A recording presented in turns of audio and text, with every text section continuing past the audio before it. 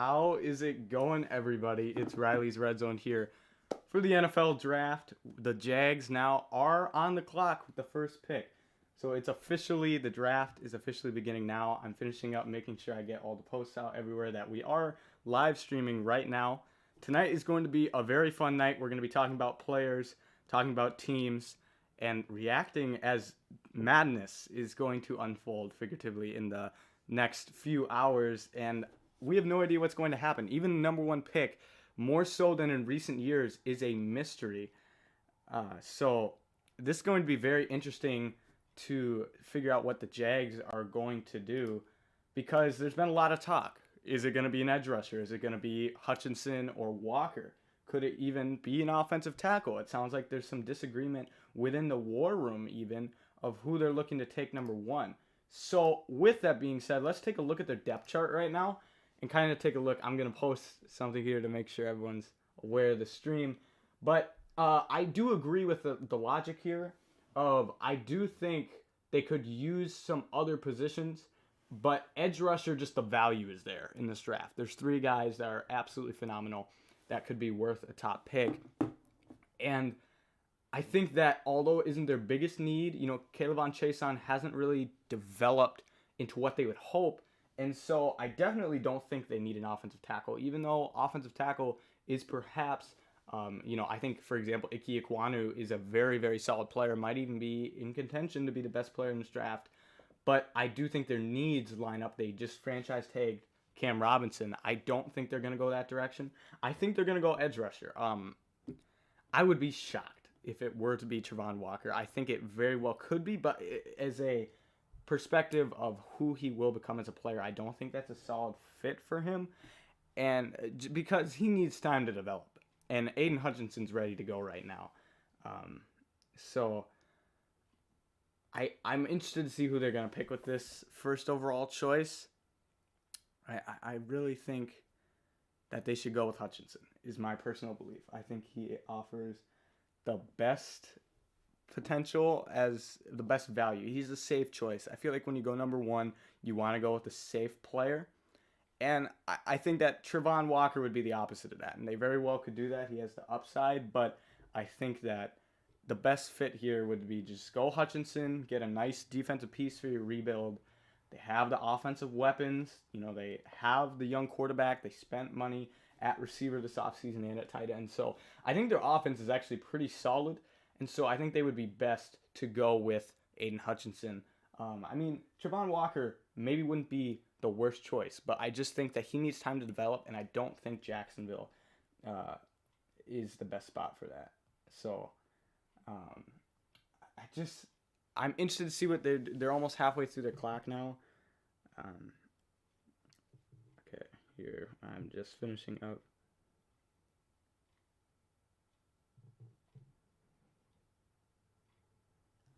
Okay. We are ready to go.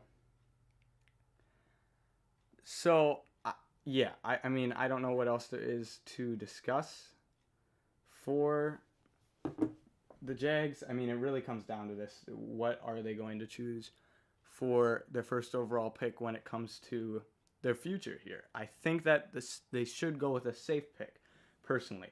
So I'm thinking Hutchinson makes the most sense. That's what I truly believe in this draft. But it could end up being anybody. It's really unpredictable. Ian Rappaport right now is going to talk on the screen. I'm excited for tonight. I think that there is going to be a lot of unpredictability in this draft. We have no idea how it's going to go. It's all going to start rolling here.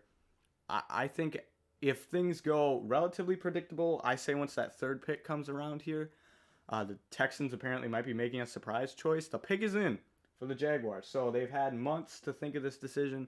They have officially made it. The future of their franchise has been decided for the Jacksonville Jaguars. So, chat, if you're there, if you have any ideas as to who you think they're going to select, go ahead, put them in the chat now. Because I think I would lean Hutchinson here. I do, but I have this feeling that the pick itself might be Walker. Um, I think that not a mistake, but I truly think we see even in that same edge room, Kayvon Chason has not developed. And so they picked him a few years ago as an upside player. And because it's the Jacksonville Jaguars, they haven't been able to really maximize his potential. So I don't have confidence if they were to pick Travon Walker that they can do that. Now, he does offer, there's a chance he could be a great player, a really solid player. But the whole point of people ranking him this high is they're banking on the idea of what if you gave him the keys to the car? What if you figuratively gave him the opportunity? And I even noticed that when watching, his film was very short. Like, there were not a lot of plays to even break down or get highlights of because he honestly was outshined by teammates. And I personally just don't see it with that. I mean, he likely could be a top pick here, but I just think that I don't see him fully developing into a star player if he goes to Jacksonville here. Hutchinson doesn't have, honestly, out of the three of the top guys, I think Thibodeaux has the highest upside. But Hutchinson is definitely the safest choice at the moment, I would say. Followed by, I think Thibodeaux is a great mix between. I honestly would rather them pick him than Travon Walker. But we're about to find out right now. Roger Goodell is going up to the podium. This is big here. This kicks off the entire night. I'm excited to see what happens. First pick. And they go with Travon Walker. Wow. Okay, so this is a shocker. Not necessarily of what was projected, but I think just looking at the opportunities, Travon Walker is your number one choice. And I personally do not love this decision whatsoever. It is not even all about Travon Walker, the player, as it is the situation he is going into. You see and it's not all about productions, but for example, you see, even on the screen right now, he had 6 sacks last season, and it's career high. He has 9.5 total. He has not shown, in my opinion, consistent pressure. Now, what's nice about Travon Walker is he is going to be able to line up inside quite a bit. So that will offer some versatility there. But I just think he's a raw player, and I think he's going to need some time to develop. And I really don't think that's going to happen in Jacksonville. So I'm a little shocked by this. If we break down his player, he's very athletic. You are banking this choice on his athleticism that he can do enough without the raw fundamental skills that are needed to be a baseline. You're trusting that you can succeed with him. You need to develop those. But, at college, he really only showed his athletic ability. He does have great length, which is, once again, he has the physical tools, it seems as though. But he also offers some coverage ability for what that's worth. He can play inside and he can cover relatively well, which is great. The Lions have their guy. I mean, I'm not really surprised by that personally. I think they're going to walk up to the podium with Hutchinson and think, what a steal we just got. But overall, he hasn't just gotten that many he hasn't gotten playing time. I think he just needs time. So I personally think he plays more like a third rounder, but his upside gives him a late first comp. And I think like Rashawn Gary is a fair comp for Travon Walker at his best. I personally just don't think he's going to reach it. I'm going to get something set up for you guys that we're going to test this out here. Let's take a look at Travon Walker. Let's take a look at some film. If I can get the mouse, here we go. So I described Travon Walker as an athlete. He's really, you're going to see him on the left side here. He can jump in and make some plays from range. Here against Florida, you're going to see the athleticism to run in and jump onto Emory Jones and get that tackle from behind. So he has the quickness and a hard-hitting ability also. But those are really, out of the games I watched like 5 games, those are the highlight plays I saw. I really didn't see much else that we were missing. If I had to give a grade here, this could, in years, look much better. But I personally think, like, right now, I have to give this like a D+. I know this is a hot take, but it's nothing against Travon Walker. It is putting him in that situation. And now the Lions have their choice. So I will be very interested to see. I would think that, Aiden Hutchinson might be the move here, but it really could be anything. And it is Aiden Hutchinson. I am not surprised by that one bit. They just got an absolute steal, and they can be confident walking up to the podium with that. So let's talk about Aiden Hutchinson. I think he personally should have been the number 1 pick. He is not a star throughout history of, being a high-end. Like, I don't think he's as good as what the Bosa Bros were coming out of college. I'm comparing him to him. You'll see it in a minute. But he's like a solid baseline, which is why it's great for a team with the number 1 pick that you want to go with the safe choice. I think also a team like the Lions that honestly showed they could win some games last year but just didn't. I think he's a perfect fit for that. And so he's 6'6", good size. Let's jump to his player.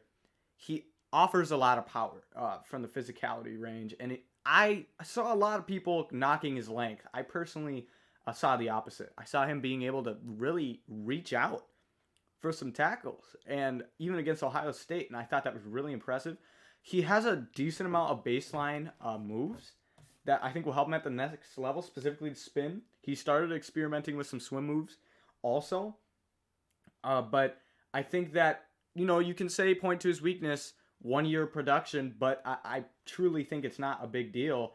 And he maybe lacks a change of direction, I would say. Like, his speed is not his strong suit. He's relatively quick, but more so also he plays fast. So you will see some missed sacks just because he's going like 100 miles an hour trying to get the quarterback. And that's great a majority of the time.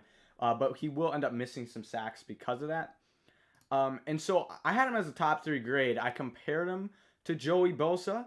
I don't think he's going to ever be that good, but that's just a baseline of the physical build and kind of play style. I see like a mini Joey Bosa kind of within that. And so let's take a look at the film. Let's pull up the Aiden Hutchinson film and start taking a look at what he does well. We're going to start here against Minnesota. I'm describing Aiden Hutchinson as power. You're going to see him on the left side here first, bullying the tackle and kind of get around. Wasn't able to get the sack, but solid pressure there. Now he's going to be here, able to bully the guard right out of his stance. Very solid. Now on the left here against Wisconsin, he's going to beat a fake double team by the running back, but he's able to get through that line for the sack. Now on the right side, he did very well against this Penn State tackle. Those bigger, slower tackles, he's able to beat them with his speed, even though he isn't a high-class athlete. He's going to be on the right side here against Northwestern, had a very good game against them, able to get in for the pressure. And then on the left here, you're going to see a monster, absolute just jump cut to get the sack there. And now against Ohio State, he maybe had his best game against his top competition. He's going to show up on the left there, get the sack against C.J. Stroud. I think you'll see in this game, like this next one, I'm not concerned about his reach. I really think like right here, he's able to get around, and then on the backside, reach out and bring Stroud to the ground. There's a chance he could have scrambled if not. And then this one right here, he's able to wrap around. And this last play is the best play he put on tape that I saw. You're going to see him here. Just absolutely destroys this tackle for Ohio State. So he performed well against his top competition. Had perhaps his best game against Ohio State. A top team. So I really like this pick for the Lions in a draft that maybe he wouldn't be normally worth a top 5 pick. I'm giving this an A for the Lions. I think that this is a solid choice, and it's a safe choice that's going to give them, just a not a super high upside, but just a secure choice, which is what they need. They need some stability there. The defensive highlight reel. Yeah, I think it'll be interesting to see here how all these prospects transition to the NFL. The Texans have the pick here. I didn't even get to show a Lions depth chart. So let's go ahead. I'm going to jump to the Texans. They really, apparently they could be making a surprise pick. Now, I think personally they could use another tackle. They picked it in the first round. Ike Ekwonu and Evan Neal are sitting there, right there available. But I just don't know if that's their best use of resource. But looking at their team, like maybe an edge rusher, I'd love them to go Thibodeau. Yeah, I think that his level of competition will go up for sure in the NFL, and that could potentially affect some skills. So the Texans here, I mean, I would personally maybe think about Thibodeau. I think the best player available might be a lineman, whether that is Ike Ekwonu or Evan Neal, but I truly think it would be a better choice for them to go Thibodeau here. So we're going to see when they walk up to this podium. He's making the pick right now. Let's see here. Derek Stingley Jr. out of LSU. Looking at the corner depth chart, this makes sense. Sorry, wait a second. I'm getting a call. I need to answer this. Is this thing on? It is Ted Orgeron. Riley, it is a pleasure to be with you here on this draft night. I'm looking forward. Derek, great player for me, but more than anything else, he's a great gumbo maker. I mean, this kid can pepper the gumbo better than anybody I've ever seen in my life. I mean, we're talking SJ from The Blind Side. This dude is 10 times better than that. I'd give him the keys to the gumbo. Everything you need to make it, whether you're talking about the pepper or the salt or any other seasoning to put in there, you let this dude in the kitchen, he is gonna cook. Okay, so anything about him as a player, though? You coached him at LSU. Yeah, I mean, once again, I just have to emphasize, this kid can make the gumbo. I mean, when we won that national championship, you should have seen it. When we went back to his house, we had the entire gumbo meal. It was absolutely phenomenal. So I gotta go. I gotta make sure I keep stirring the pot here. Okay. Thank you so much. This kid, watch out for him 5 years. He's the best gumbo maker I have ever seen. Alrighty, thanks for the call, Coach. Wow, what a special guest star here. Thank you, Ted, for calling into the show. I really appreciate it. So Derek Stingley, he actually makes a lot of sense here. Now, he's a unique player in the fact that he started his career really, really well. Coming out of 2019, I think that he was in the discussion to be like, looking ahead to the 2022 draft, the top choice. That was a potential option. He struggled over the past few years with some injuries, and, that unfortunately, I think, hindered his draft stock. Because otherwise, that freshman year was phenomenal. He's going to win with speed. I think he also has the ability on the outside. I like this pick better than the Travon Walker one. Like, I think this is a solid fit for their team. I'm debating between two grades here, and both are higher on the chain.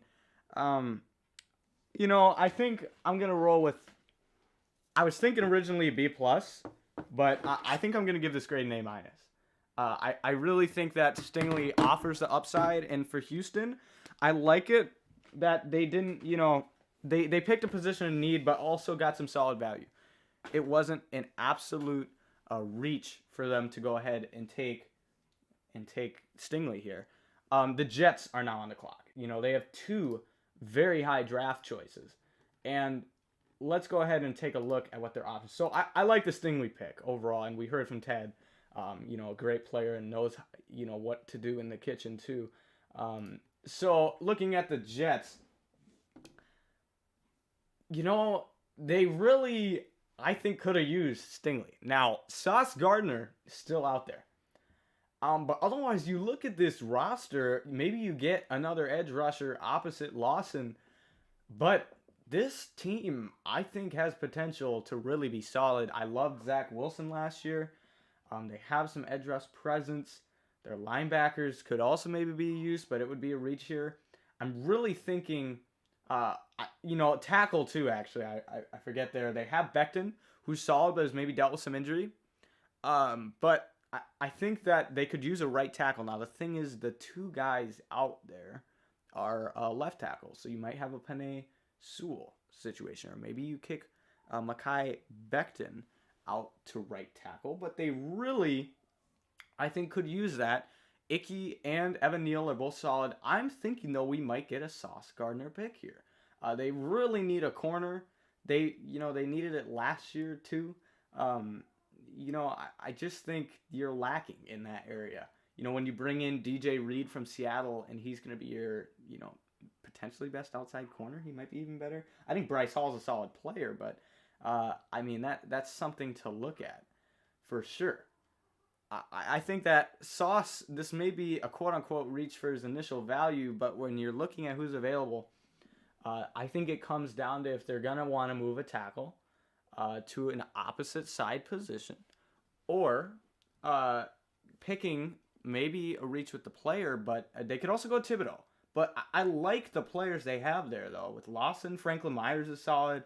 They bring in Jacob Martin, Vinny Curry. Bryce Huff was a great undrafted free agent pickup.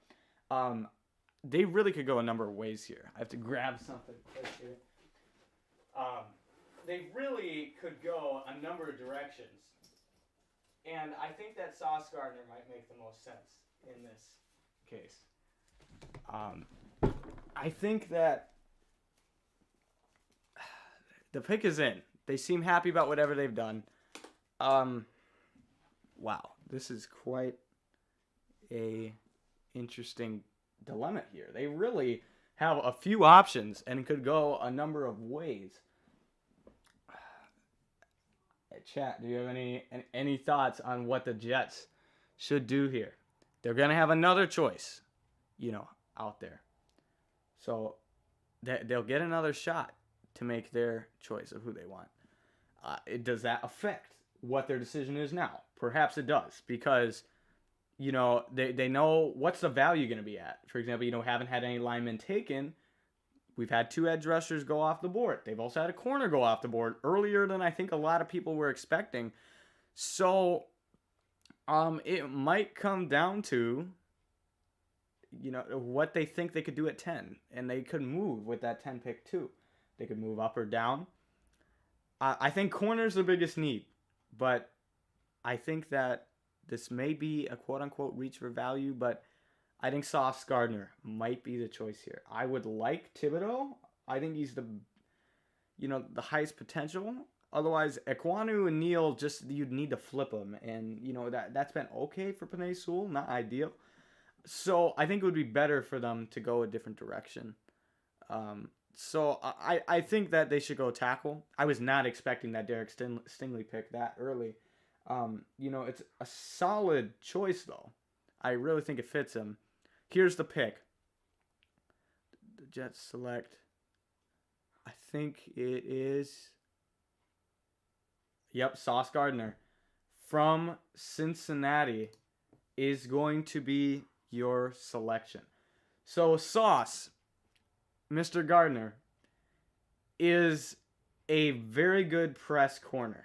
He is going to be physical at the line. Also has relatively good ball skills. He is maybe lacking a touch in speed, but he is a solid outside corner. And I think that this makes sense for the Jets. They needed a corner badly. Gardner has really risen up the board recently. Yeah, he's excited to get out there. I want to see if I have anything else to think of to add. He maybe isn't always the most fluid. Like, he can maybe lack in transition, but I truly think his ball skills and his press ability, especially for his size, he offers a good amount of size for a corner. I think he'll be dangerous in press. So I'm going to give this one also, I think, a similar grade. I'm giving this an A- also. I think that I like the two teams that go corner. Both are solid choices. I would have gone with them for either team. They both offer value. at a position of need, and neither were a reach, really. I don't think people expected it, but neither were really out of their draft range. I think both offer great potential. And so now the Giants on the clock next. Let me get that set up. Let's take a look at what the Giants are working with. They have Daniel Jones at QB. What else? So they're lacking a tight end. You're not going to pick that. They could use another tackle. Yep. I'm thinking you go with Ike Ekwonu or Evan Neal here. They really could use that opposite Andrew Thomas. They picked him in the first round out of Georgia a few years ago. Otherwise, Thibodeau would be an interesting choice for them, but I think he can play pretty fast. He maybe could work in a 4-3 or a 3-4, but I feel like he might be nice as just a solid quick 4. I don't know. I think he'd fit this scheme relatively well, actually. Now the corners are off the board. I truly think that taking a tackle here, even if you have to flip him or Andrew Thomas, have them flip sides, I think that'll be worth it in the end. Because that's their biggest lacking position right now, is that opposite tackle spot. So, I don't know. I would take a chance. You're looking at Evan Neal, great size, very explosive. And you're looking at Ike Ekwonu, who, I should say also, Neal's explosive athletically, and Ekwonu is explosive physically. He will dominate you on the line of scrimmage. And so it really depends here. I'd say Thomas is more of a physical player. So it really depends whether you want to complement. Once again, I think you will be probably needing to switch a position of either whoever they would select or Thomas. So I don't love that, but they already have their selection in. I think tackle is the way to go here. I think that tackle makes the most sense, building around what they have on offense.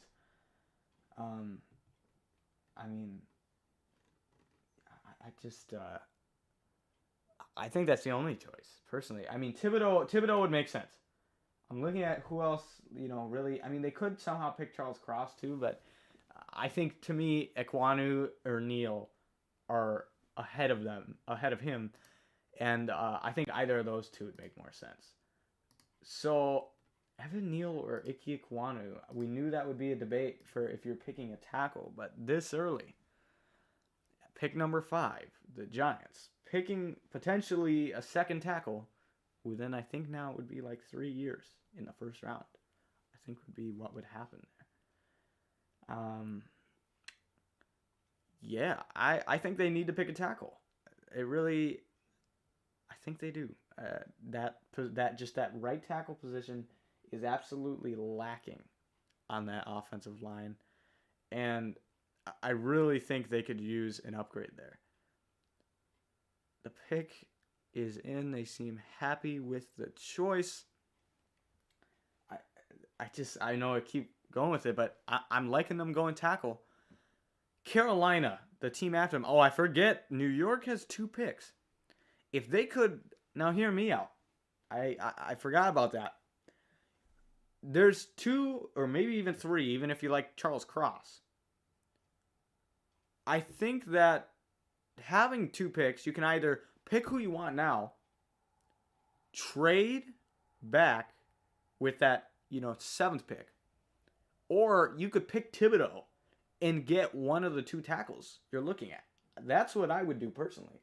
I would take Kayvon Thibodeau here and then pick Evan Neal or Ike Ekwonu, and you have absolutely come out of the draft with an absolute win of a selection. So that's what I would be looking at if I'm the Giants here. I know the bigger need is at tackle, and so you'd go Ekwonu and Neal. They're hyping the crowd up. But I do think that the better value, if you're looking at an entire draft, if you could come out with Thibodeau and either of Neal or Ekwonu because there's not a big gap there. There's a huge gap after Thibodeau at the edge rusher. I mean, Karlaftis is not bad at all, but I truly think there's a large difference in upside there. So, okay, they have people on the stage ready to hear this selection.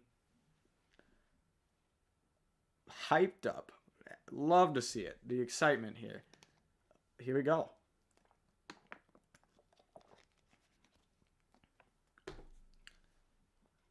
Yeah. New York Football Giants select Kayvon Thibodeau. I absolutely love this strategy from the New York Giants. Back-to-back years. Yes, they shouldn't have passed on Justin Fields last year, but they got a haul to get back-to-back picks so they can do stuff like this. This is an A-plus choice. And if they can combine this with a combination of one of the two tackles or even trading back and getting Charles Cross, they will come out of the draft as potentially the biggest winners of round one. I absolutely love this choice for the New York Giants. Let's take a look at some Kayvon Thibodeau information here. One of the guys I was able to dive into a little further in this draft process. Kayvon Thibodeau offers the explosive ability, and I honestly began to like him the more I watched him. And he got buried for some reason behind Travon Walker. I just don't see it whatsoever. I think that Thibodeau is a much better player. I wouldn't have been upset at a team, if Hutchinson went first, taking him second. He's only 21. He lines up, outside the tackle. His strength is his motor. This guy can fly. This guy runs. He's twitchy, is exactly how you describe him, and his size is phenomenal. His biggest weakness, I would say, on film was honestly just he would lose his footing very easily. I think he would get off balance, go full speed and kind of slip a little bit. That happened very, very often. But overall, he offers enough explosiveness on every snap where you got a chance to get into the quarterback. And also just don't throw him in coverage. That might be an obvious for a defensive end, but just he really struggled. So I originally had this top 10 grade. I've actually risen a lot on him for a top 5. He was like the first non-quarterback I evaluated and kind of thought, okay, I could see an upside. Then realizing this class isn't that great in general. So a top 10 pick, a top 5 pick like this makes a lot of sense. I think it's solid value. My comp for him is Brian Burns as a quick edge rusher that can get to the QB, offer quite a bit of upside. I really love this choice for the New York Giants because it offers just so much flexibility, and now they can do what they want with the 7th and go with any tackle they want. So I'm going to get now the highlight film. Here it takes a bit. Let's take a look at Kayvon Thibodeau. He has shown some explosive abilities. Twitch is what comes to mind with Kayvon Thibodeau. Here you're going to see a wraparound on the quarterback. Again, against UCLA. This was his best game. I may have actually only put clips from this game. You're going to see him on the right side here. He didn't do that much in the first few games I watched. Then I see this game, and he can wreck the game completely. Like here you're going to see him pressure from the outside, come in with the hit and the strip sack, and that's Oregon football. I mean, this is absolutely a dominant performance.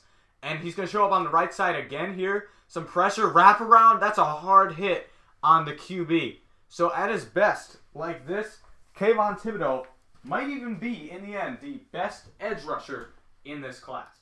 So I truly love that pick. So this is a phenomenal choice. Now, the Panthers. This is where the draft could get crazy because they need a QB. It is clear they need a QB. But the value, is clearly not there. But they might need to. So let me get to the Panthers. They need a QB. Yes, they do. They need a QB. But the value is not there. And I think they're weighing their options right here because they could also use an offensive tackle. Very much up, everybody in the chat. They could really use an offensive tackle also, but the value I feel like just might not, equate. Sorry, it does. I think tackle might make more sense. The QB value does not.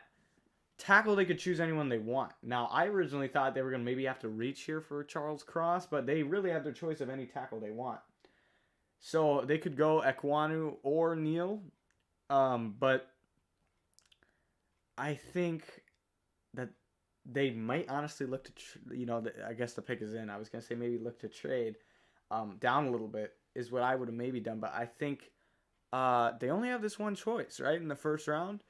So they're not going to get a QB here if they don't pick one. But there's plenty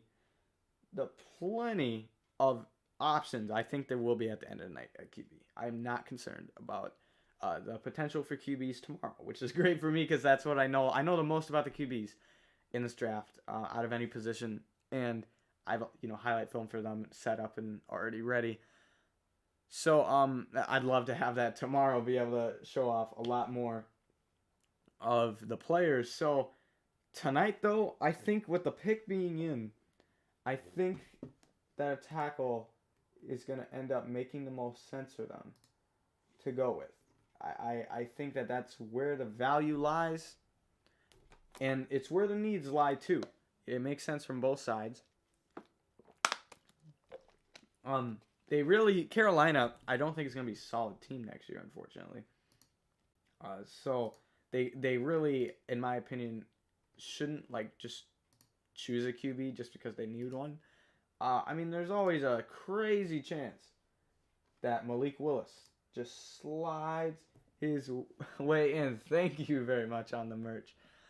I think that Malik Willis could slide his way into the choice here, but I think that the best option is to pick a tackle and put him opposite Taylor Moton and see what happens. That's what they've been lacking a bit, the offensive line. So I think picking a tackle makes a lot of sense. And honestly, if they come in to the draft thinking, we'll see, maybe they wanted a QB, but if they came into the draft thinking that they wanted a tackle and you told them any tackle you want on the board is available, I think they would be very, very pleased with that. So I really think that they're going to take a tackle. They have their pick. It really depends. So the good news, Moton's a right tackle. Top guys are left tackle. I think I like Ekwonu the best. I turned on the tape and was like, wait a second, this guy's good. He's got some power.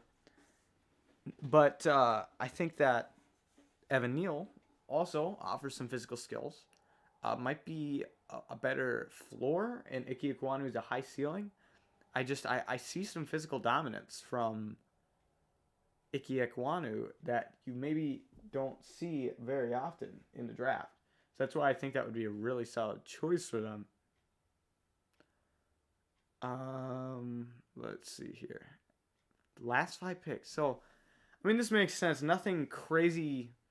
Kinda. I'm shocked by Walker still. I knew it was likely to happen, but from a pick perspective. I just think I would have rather honestly had him go Thibodeau with the number 1 choice. I personally would have. But that is what they chose to do, and the Panthers are on the clock. Now, if this is somehow QB, this is draft shattering right here. But I don't think it's going to be. I think it's going to be a tackle. And they go Ike Ekwonu. It makes a lot of sense here. They need a tackle. This means unless they trade back up, which maybe they will at the end of the first round, I think we're going to wait a bit. And let's talk about Ike Ekwonu. As you can see, he takes up just a bunch of the screen because this dude is a giant. He offers so much strength at the position. And really, I think he has the potential to just absolutely dominate the competition. My comp for him would be Michael Oher from The Blind Side absolutely just drilling people down the field, even after the play's over. He is not content till that defender is on the ground, after the play, because he just wants to absolutely destroy the competition. I see him projecting really, really well as a tackle, which makes sense here. A lot of people may be saying he needed to switch to guard, but I think personally he's ready to play tackle, and I think he will succeed at it. I think this is a great opportunity for Ekwonu to go to Carolina. We'll see who his QB is. Might be Darnold. Might be they could pick one. He doesn't have all the base skills set, but his physical attributes and his overall strength and power, to me, are way enough to definitely be able to dominate in the league. I'm not concerned with. I think at worst you're going to get a guy that maybe, at his worst, I feel like. I personally don't think this would happen, but at his worst, maybe he'll give up, a few a game. But for all the plays that he's going to dominate the line of scrimmage, and I think he overall is going to be a great protector of the blind side, I think that this is a solid choice for Carolina. Great landing spot for Ekwonu. And so, who's the next on the clock? The Giants. So, if they wanted Icky over Evan Neal, yes, this is a hit for the Giants. But if they wanted any of those two, there's not a big difference, then Evan Neal just falls right into their lap. I mean, I think this honestly is a very good position for the Giants. If they can come out of this draft in the first round with Kayvon Thibodeau and Evan Neal, this would be absolutely phenomenal for them. I think they would absolutely take this draft 9.5 out of 10 times. That other 0.5 time, they'd take Icky over Evan Neal. But I think that the Giants, now they could always trade out his pick. Honestly, that makes sense for them to do that. They very well could. But I think just the value is there. To get an edge rusher, which you're like looking at their needs again, I think their top overall needs were edge rusher and tackle, and they're filling those. I mean, you look at the other interior positions on the line, that's for sure. They definitely need more, but you're not going to get that in this first round with good value. So I think that this is a great choice. Now, they could go Kyle Hamilton. Throwing that out there. That could be a surprise choice. I don't think did I grade the Icky Ekwonu pick? I don't believe I did. Maybe I did. This might be a repeat, sorry. But if not, the Icky pick's an A+. This next pick, Evan Neal, would be an A+. I'm feeling Kyle Hamilton would be a nice A-. Those are the only two guys I would really look at, unless they somehow like Charles Cross more. Understandable, but wow, looking at these next teams, this draft is so unique. I truly think there's about 15 players at the most that are really solid, that everywhere you look, they're going to be on that top of the big board. But after that, I think there's a huge discrepancy, and I think we're going to see a lot of difference between the teams. I think that whoever the teams lean that direction after about the top 10 picks really is going to be up to the teams to pick who they feel comfortable with.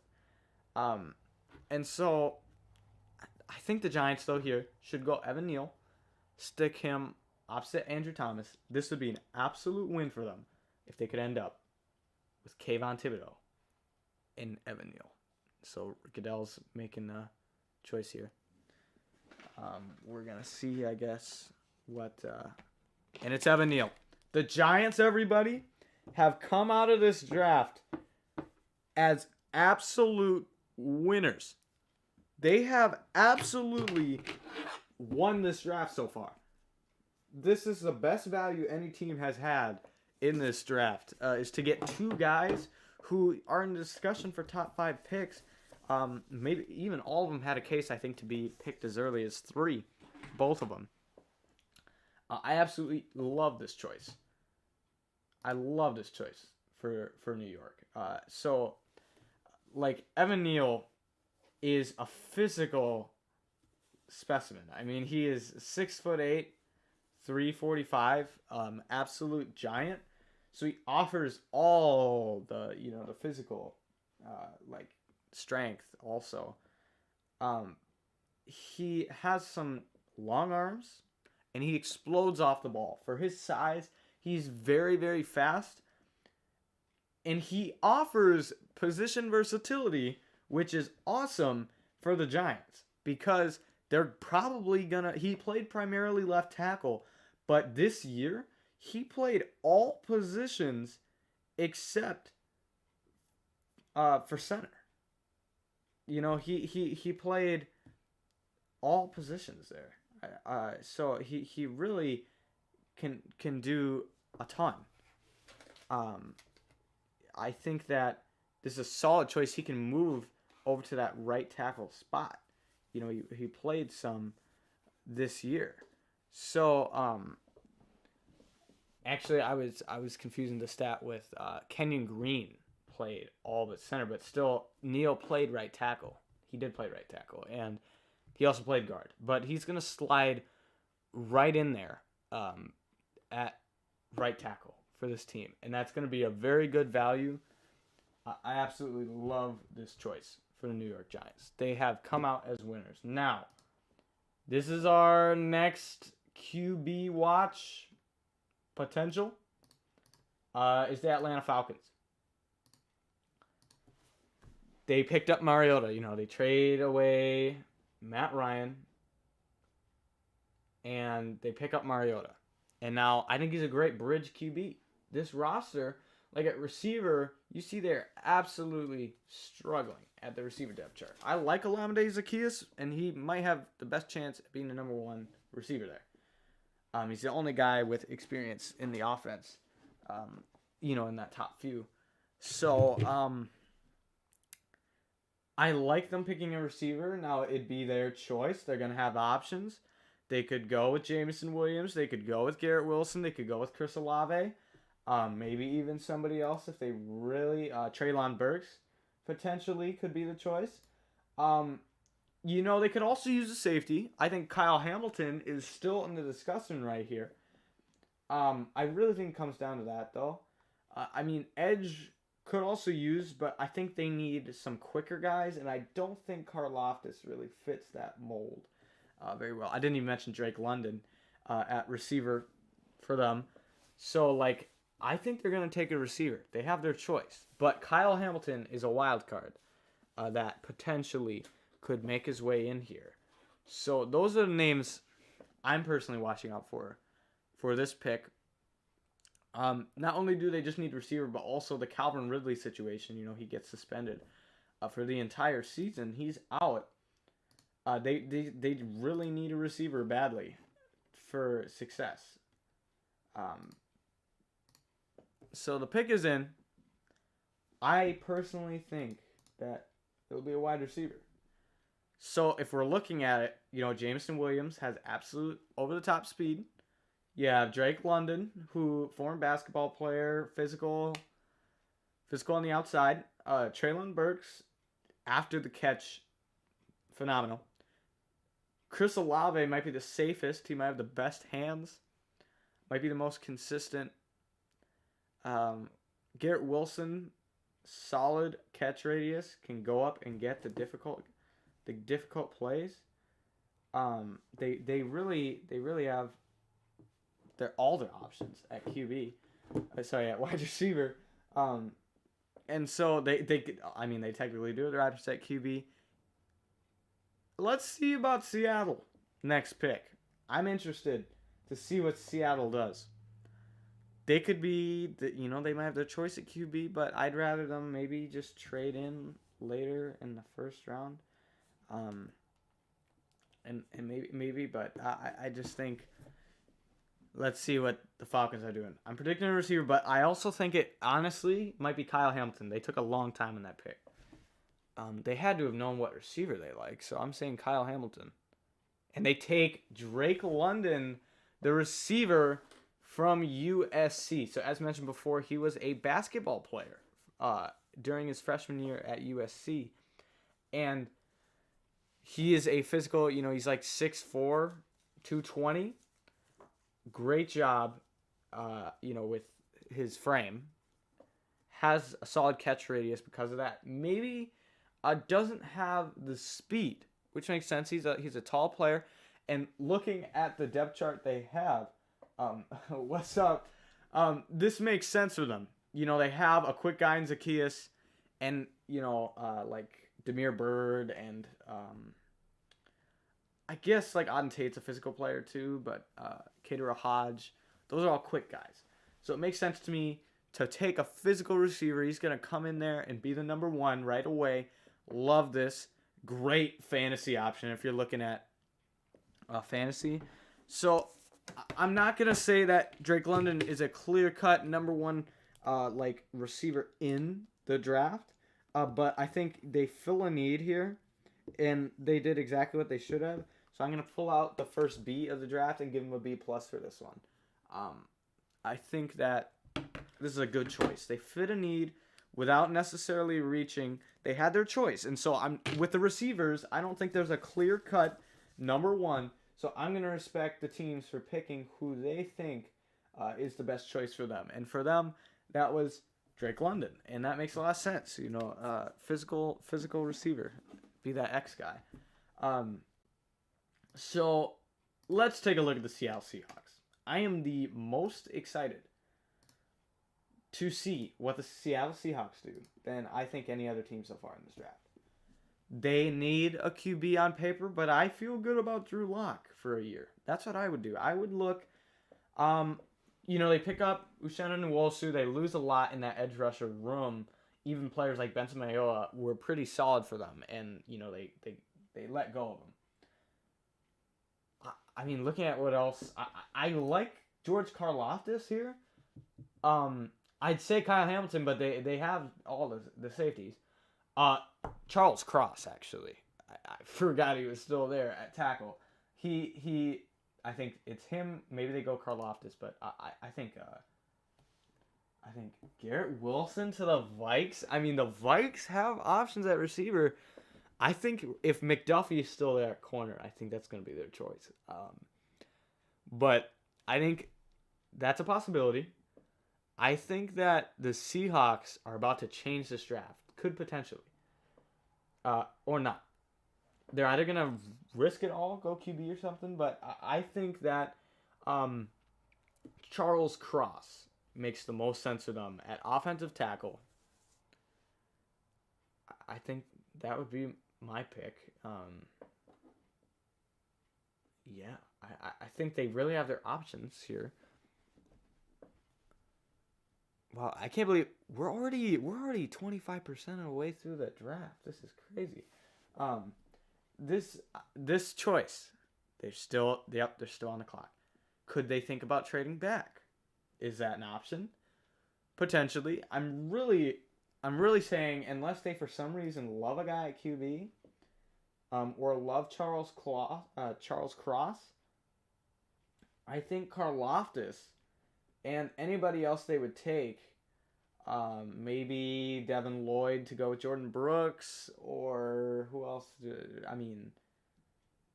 Tyler Linderbaum. But I think if they don't take Cross here, you're jumping into that next gap of players. And that's totally good. If you don't have a huge separator right now, you might even be able to get a QB later in the teens, potentially. So, I think that Charles Cross would be my choice here for the Seahawks. I think that they would be very happy with that, and it's a position of need. They really need tackle. I think let's look at it again. I don't think they've re-signed Dwayne Brown. Let me confirm that, but I'm pretty confident they haven't re-signed Dwayne Brown yet. And so they haven't apparently ruled him out a week ago, it says. So But they could bring him back if they don't hit on the tackle here. But I just don't like that tackle depth right now. Storm Forsythe should have gone earlier in the draft last year, but I think they picked him in the 6th round. Love that choice, but I don't love him as a number 1 tackle right now.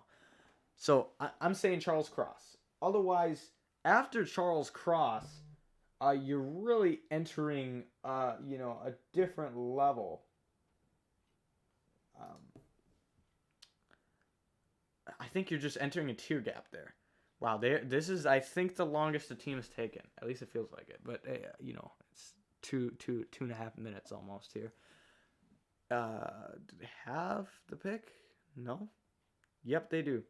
They made their choice. So the Seattle Seahawks, I think, are going to be a driver of this draft because they take Charles Cross off the board. That really, in my opinion, only leaves Hamilton as a clear-cut, borderline top 10 player. And after that, this draft's about to get nuts after this pick, or it might even happen right now. I think that this draft could get crazy. I think that this choice really has a lot on the line. Wow. The Seahawks, you come to think about it. I thought about it before the draft, but now it's coming to fruition. They are the driving force of this draft. I mean, whatever they do here. Because they're either really limiting the gap, they're limiting the available players for any team, and kind of you're jumping into that next tier.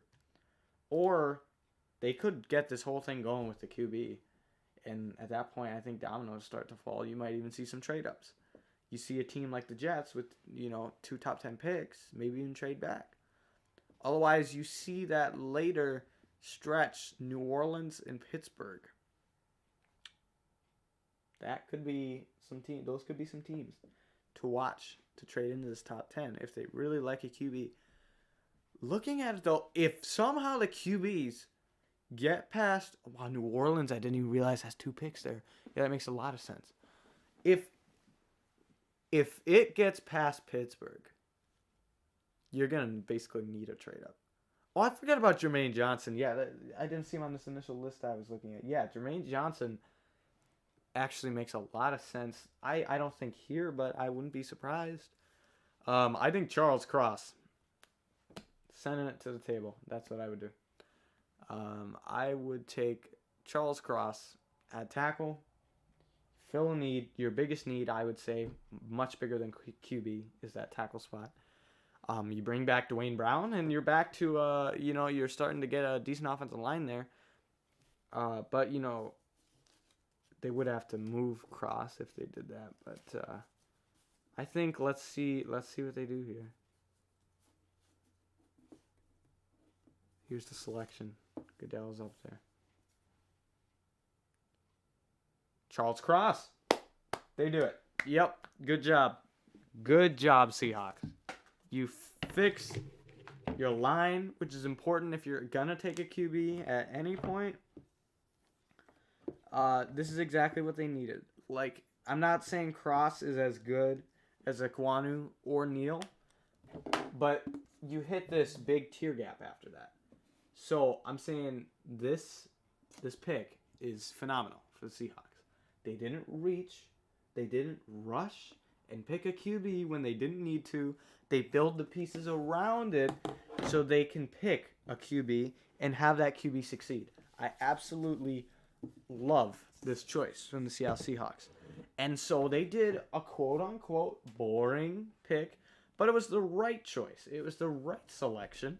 And that will win you football games, is picking the right guys. So we're entering the last pick of the top 10, and we're back to the Jets. The Jets, the Jets, Jets. Let's take a look at what they're... So you fill in with Sauce. So now you wouldn't go corner. I like their safeties, even though Hamilton is the best, value out there right now. Where do you look here? I mean, I like the receivers. I loved Elijah Moore coming out of the draft last year. I had him above. I think I had him as my 3rd receiver. Who did I have? I had him above Waddle, I think. I had him below Chase and Smith, but I think he might have been my wide receiver 3. Maybe I'm forgetting somebody. I think I had him above Waddle and Bateman last year. So I like him a lot. And Berrios is a solid slot. Mims, they just haven't given the opportunity. I think you go defense. Karlaftis makes some sense here. Devin Lloyd, maybe, to go with Mosley. I don't know.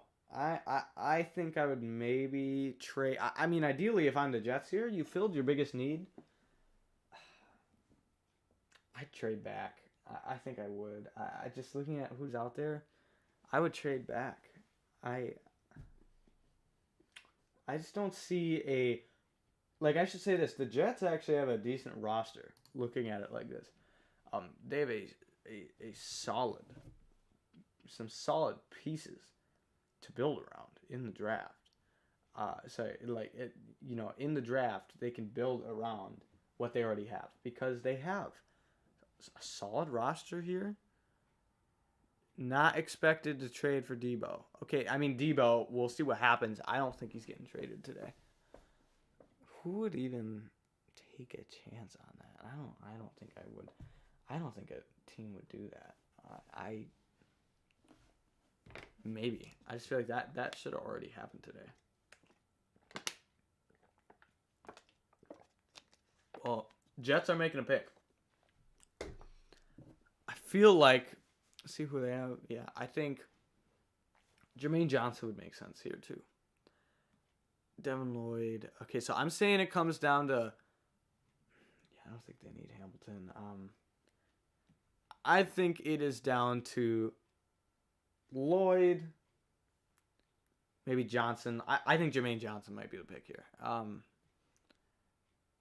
mean, like Karlaftis, I think they'd rather have a quick guy.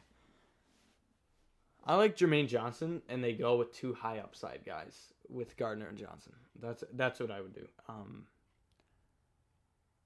I think Jermaine Johnson at 10 is a better pick than Javon Walker at 1 for value. So I think that they should go with Jermaine Johnson. They could kick the tires here and go Devin Lloyd. I just think Mosley already is a linebacker there, but that would be nice to get some speed. They need some more depth at linebacker. So, I think the Jets are in a good spot. Like, I will say this, the Jets, I don't think come out of this as a home run winner, but I think they come out as solid. Like, Gardner at 4 was not, you're not coming home saying, we got to steal. But they also didn't reach. It was fair value, and they fit a need. And this pick, if they go with a guy even like Johnson, I think that makes sense for them. The Vikings will be selecting in 2 picks, so I will be covering them very soon. They have the 12th pick, and the 10th pick is currently being made.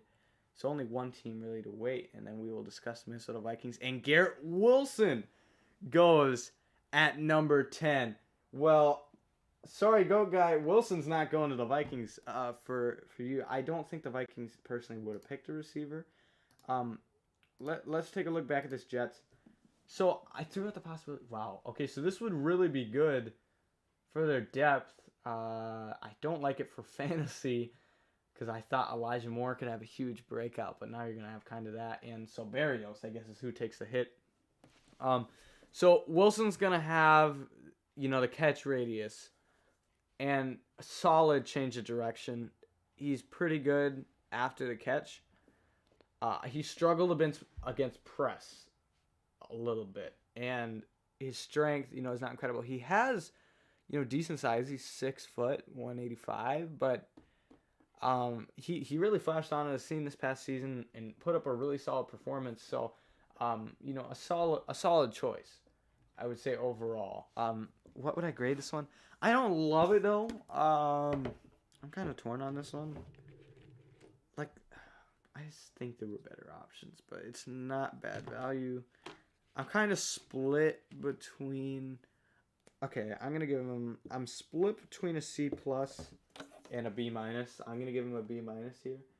Um, I think that they could have used some players at a different need, and they could have gotten another receiver. I would rather them ideally just trade back and get almost any of the receivers. But so London and Wilson off the board at receiver, very intriguing. So we're going to talk about the Commanders, and then the Vikings will be on the clock, and we can talk about the Minnesota Vikings.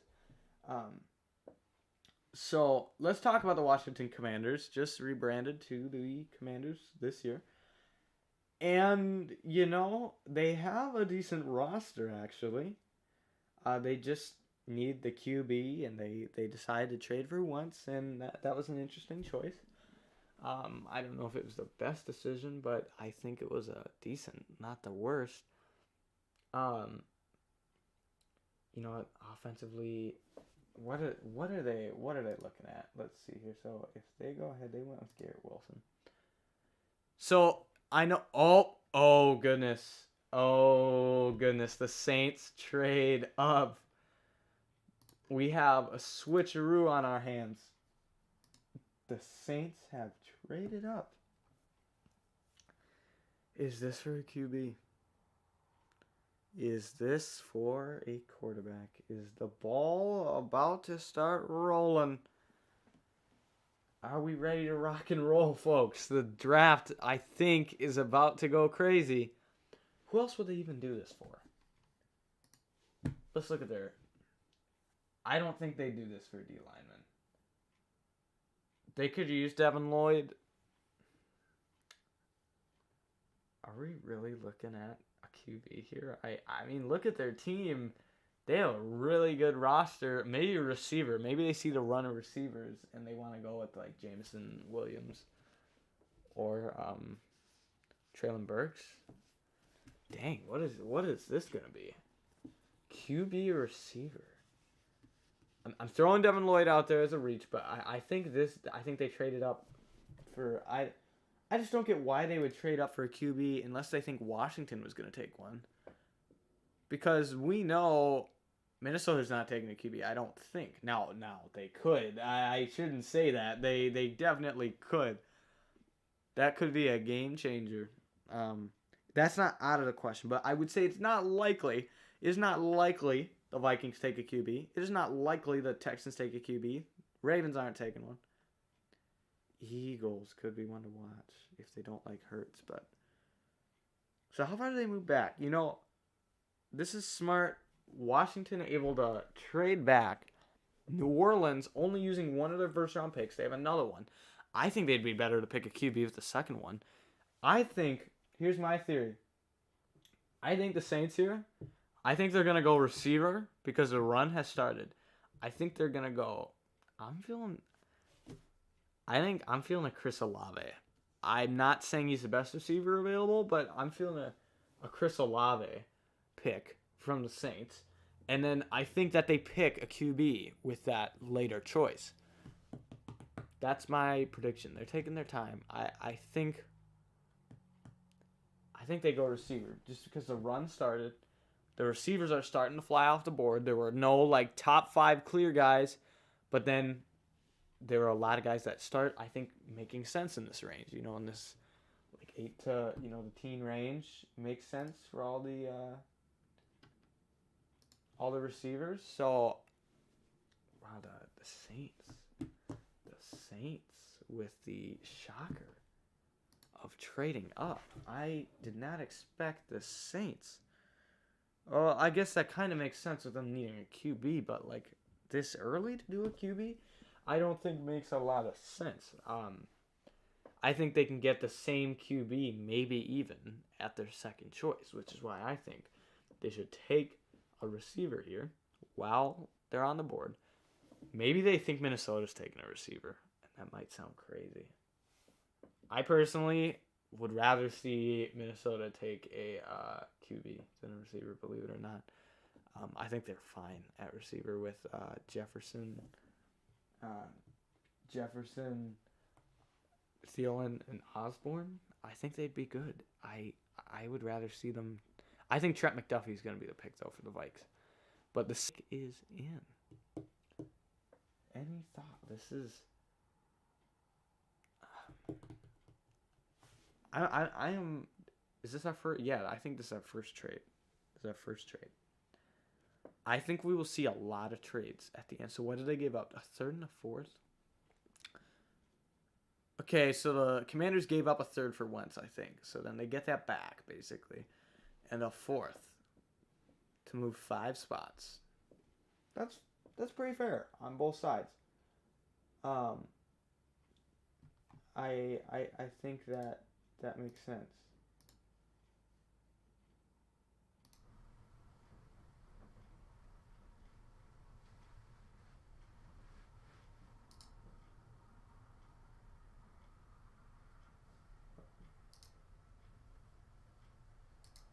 Let's see. Sorry there. We are trying to figure out. It is saying the connection is not. What is going on here? Okay, can we get a stable connection? Well, this stream is struggling right now for whatever reason. I'm gonna make sure this monitor is plugged in. Okay, this is okay. Are we? What the heck is going on here? This is very weird. I think, are we still on, everybody? I think the stream is glitching at the moment. We are, I don't know what the connection. I mean, stream was healthy. Okay, hopefully, I mean, let me know, chat, if is the stream doing okay? YouTube is telling me it's like struggling. Let me know if it's for some reason cutting out. I know the data. What the heck is happening here? The draft's going crazy. The stream. Okay, the stream. It's going in and out. I don't know why. I don't know what the signal. It could be the weather outside, believe it or not. I guess we'll see. I'm gonna hope. No data. What is? Wow. This is. It's going in and out. Okay. Well, so I'm hoping the connection is eventually gonna figure itself out. I would hope. This is okay. I'm just gonna keep rolling as if the stream is working perfectly fine. It was for a long time, and we're just gonna hope it does. So,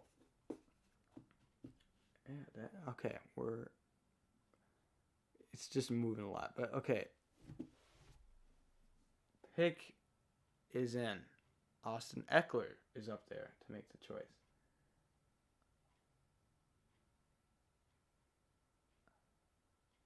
Well, still haven't made the choice yet. Jeez, what? Stream, we're losing you, stream.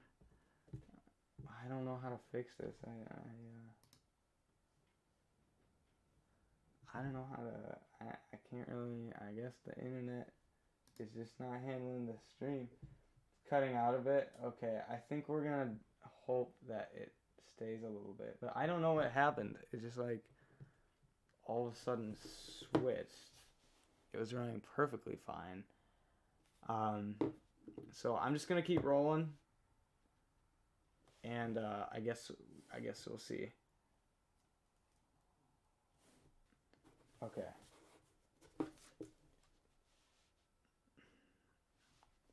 Chris Olave. Okay.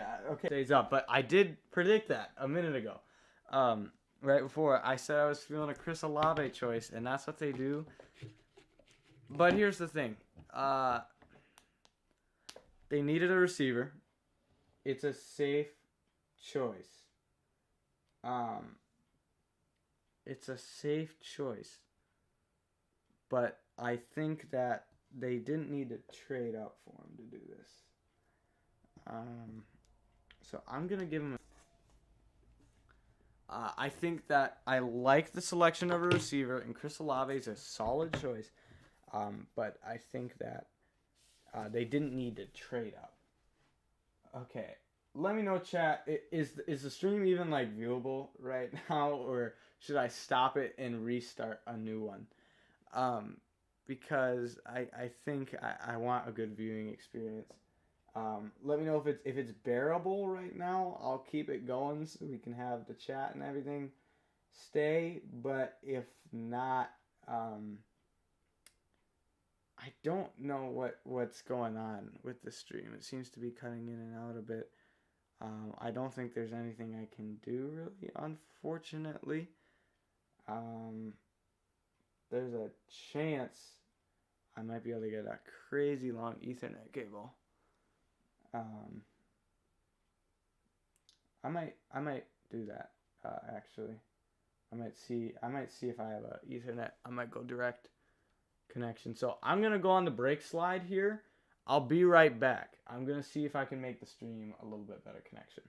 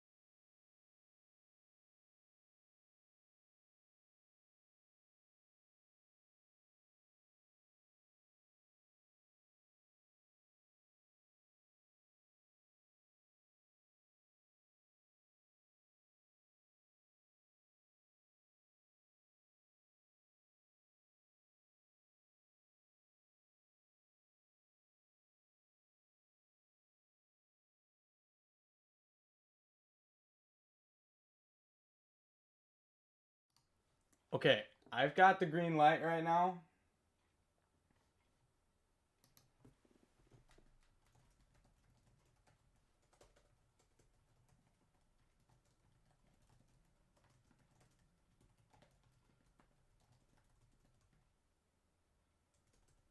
Okay, I've got a good connection.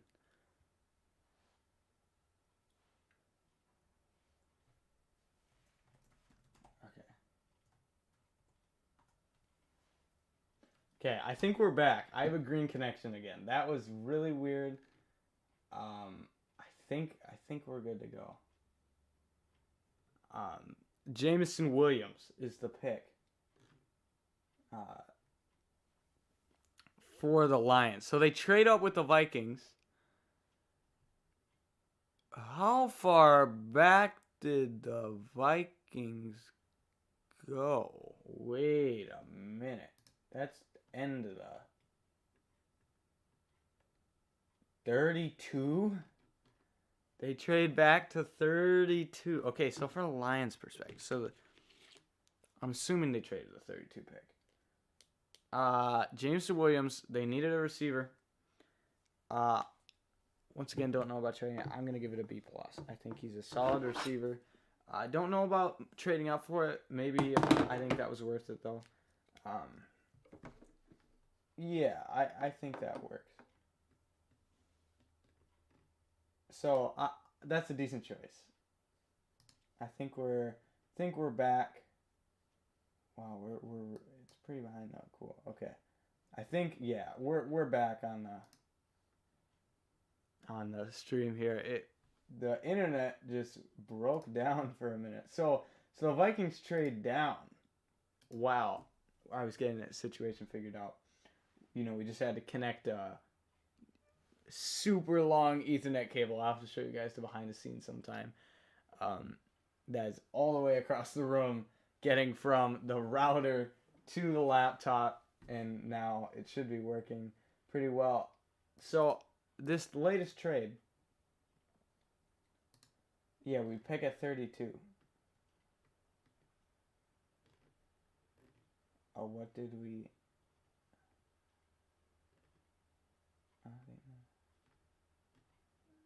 Okay. Wow, this is why give it 46?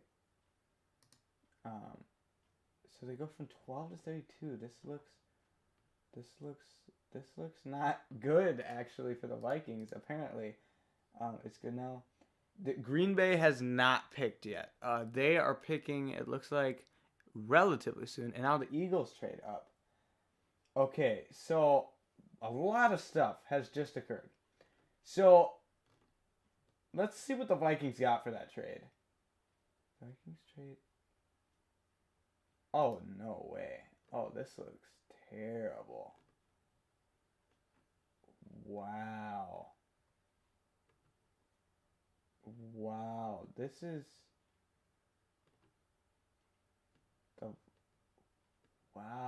the Vikings got pretty destroyed in the trade on paper.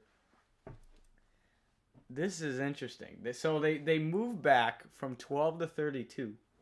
So now the Vikings won't be picking until the last pick of the night. Unless they want to move. They wouldn't move back up. That would be one of the worst moves I've seen in history. Already a bit of a reach. They gave up.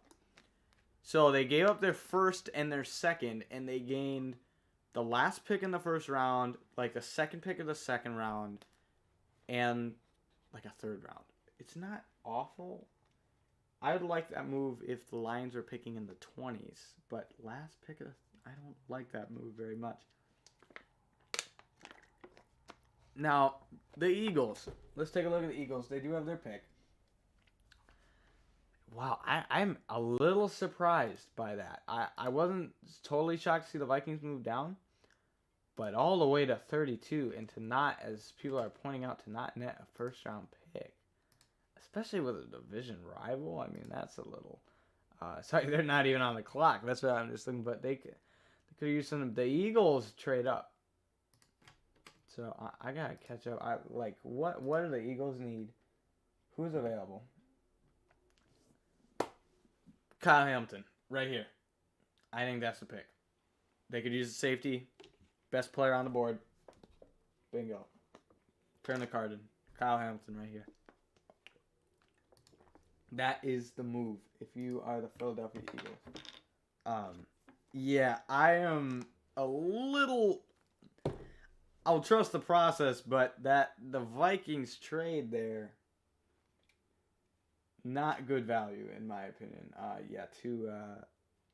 To trade 20 spots on the dot backwards and not get a first round pick out of that, that's a little disappointing, not gonna lie. But I mean, what's interesting is they have to, for some reason, like guys in that range, in that early second round range. They must have a few guys they think are good, because apparently they would rather get 2 guys in that 30 range than get 1 in this teen range, which could work out. But I do think they maybe lost some value.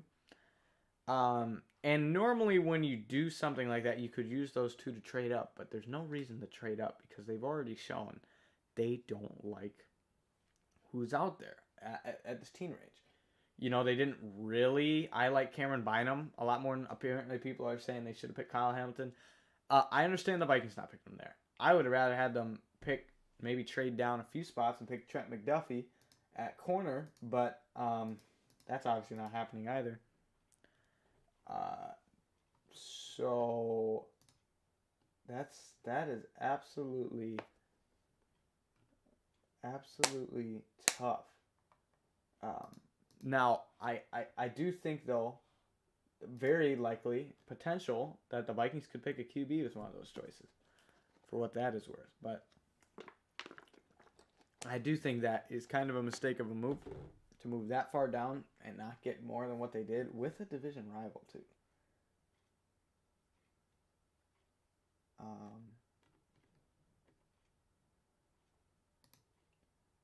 Wow, apparently according to a PFF thing,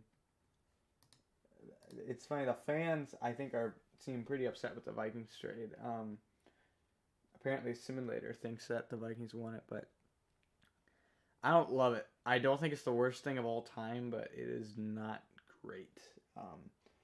So I think we've had a few Vikings fans in the chat tonight where unfortunately, unless they for some reason trade back up, which wouldn't make much sense to trade all the way down and then go back in the middle, it's going to be a while. It is going to be a while till they are on the clock. Last pick of the first round. Wow, that's now who are the Eagles? Yeah, Kyle Hamilton. I think that's who the Eagles go for here. Notable, no QB. The Eagles are what? So 2. Okay, see, this is a prime example. I know it's not the same value. The Eagles just got 3 picks from the Texans to move back 2 spots. Sorry, the Texans. Flip that. So the Texans got 3 picks to move back 2. The Vikings, although they got higher picks, also got 3 picks to move back 22. This is a good move by Houston, by the way. You know, already got their corner, and then they get to move back and get a solid player of their choosing. That we'll see. Let's see about the Eagles. I think Kyle Hamilton really is that last player in that top tier. Then you're looking at, I'd say, Karlaftis, and you start getting into that Karlaftis, Lloyd, McDuffie, Linderbaum tier. Jermaine Johnson's still on the board too. He's not very high on the thing I was looking at, but I know he's out there. Let's see who the Eagles pick. With the selection, are they going to have one of the people up there? I have my TV muted also, so I can't hear the audio if there's any significance to the situation. But let's see. To NFL draft, the Philadelphia Eagles select Jordan Davis out of Georgia. Okay, the value is not bad. Not bad value. The positional need, I guess Fletcher Cox is getting up there. They actually cut him this year and brought him back. The trade up, though, I don't know about trading up for him, but really trading up 2 picks for Jordan Davis? It's definitely in this range. Yeah. Do I add a minus? Is the question of the letter I'm gonna give this. No, I understand it. Fletcher Cox is getting up there in age. Javon. Okay, so I'm gonna give this a C down the middle. And honestly, it was close to a C minus, but I think that trading up, I didn't love for that. I think they easily could have got him 2 picks later, unless they really think the Texans. I mean, the Texans maybe were. I guess the Ravens could too, but like I don't think that was a necessary move to give up that much to move up 2 spots. It also, D-line is not one of their bigger needs. It is, I guess, a need considering, they did cut Fletcher Cox earlier this offseason and then brought him back immediately. But so he's getting up there in age, so I understand that. Jordan Davis is a solid player. Really dominant at Georgia. I think this is a good value. They definitely didn't reach, and that's for sure. But I maybe think they didn't have to trade up to do this. Let's talk about the Ravens. We're finally gonna, get behind the, we're gonna actually catch up here, and now we can start looking ahead to picks. So, the Ravens. See, I think the Ravens could have taken Jordan Davis, but I don't think they necessarily would have. But what else do they need here? I think the Ravens could really use a dominant number 1 receiver one of these times, but they've already swung at the, they've already thrown at the board 2 times within the last few years. The thing is, they need to get, sometimes they just need to trade up to top 10 and just solve it and get a dominant, or sign somebody or something. They just need a pure number 1, and I don't think Bateman or Brown has ever really been able to do that for them. The lineman value is just not there, but Linderbaum could make sense at center for them. Otherwise, maybe Jermaine Johnson. I think Tyler Linderbaum makes the most sense here. Karlaftis would fit pretty well, actually, too. Kyle Hamilton also still out there. Solid option. Trent McDuffie even. Honestly, looking at the positions and who's out there, they have a lot of options. They could go with a few players here. I think all their needs are in the same thing, where there is not a dire need on this team, but they could improve in many areas. So I'm saying they could go center. That would greatly upgrade that position. That's probably their biggest need, but is the value there. And Linderbaum makes sense. He's probably the only center you'd think about in this first round. They could use another edge guy. I think they like Tyus Bowser. So Owe showed a lot in his rookie season. They just picked him.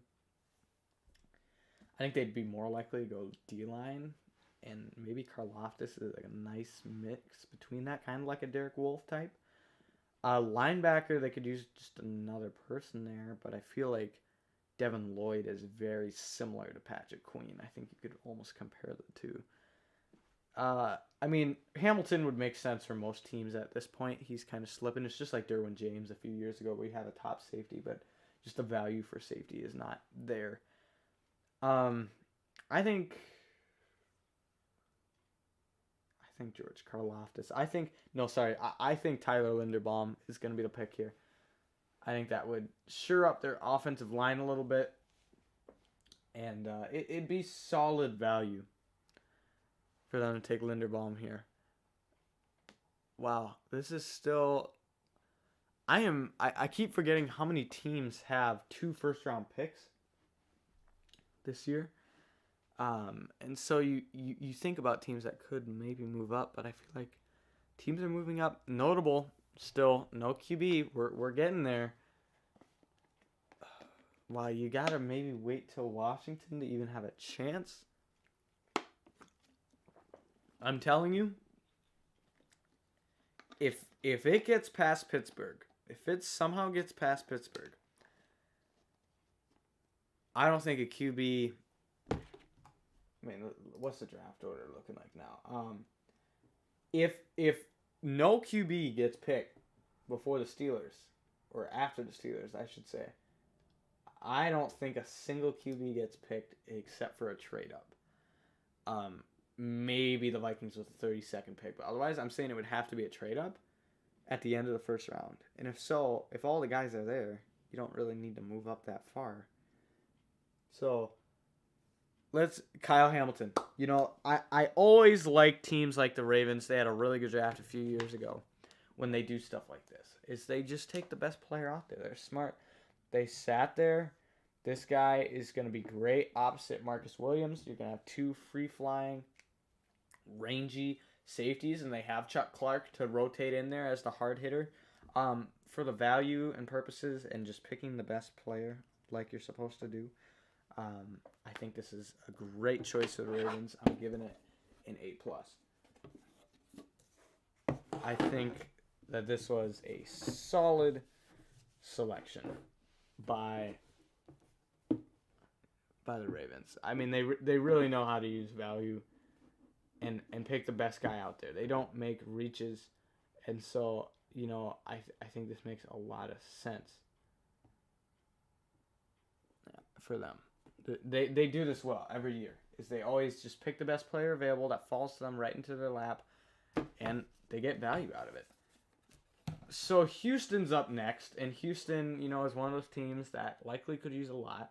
So they picked Stingley. What else could they use? They could use a receiver.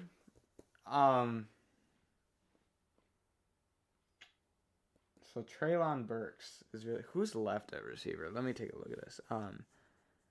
What do we got? I think it's really I think it's Treylon Burks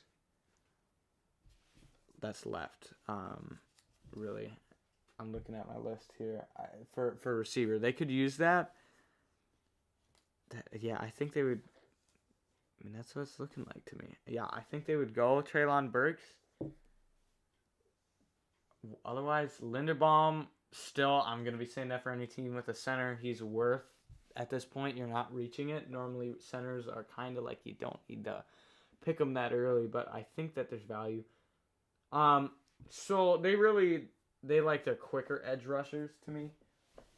So I don't think Karlaftis. So Jermaine Johnson. Oh my goodness. This would be a perfect pick.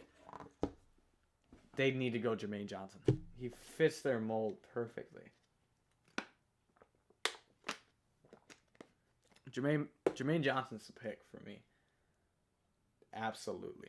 I mean, Linderbaum would be good too, but I think that, I mean, Devin Lloyd makes a lot of sense too. They're really lacking at that linebacker spot. It has to be one of those two. I mean, Linderbaum I'll throw in there, but I really like a Jermaine Johnson fit for them. Your D-line they need to. The Texans really need a lot. Anybody's going to help them out. Like, that Stingley choice earlier really helps them out.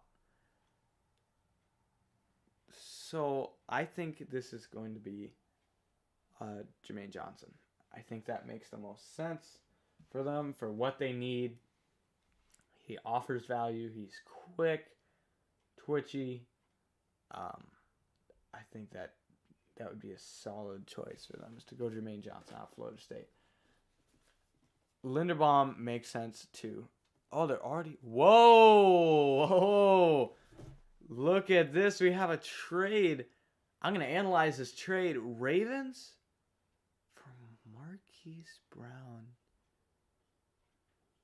Marquis Brown and a third. Marquis Brown and a third.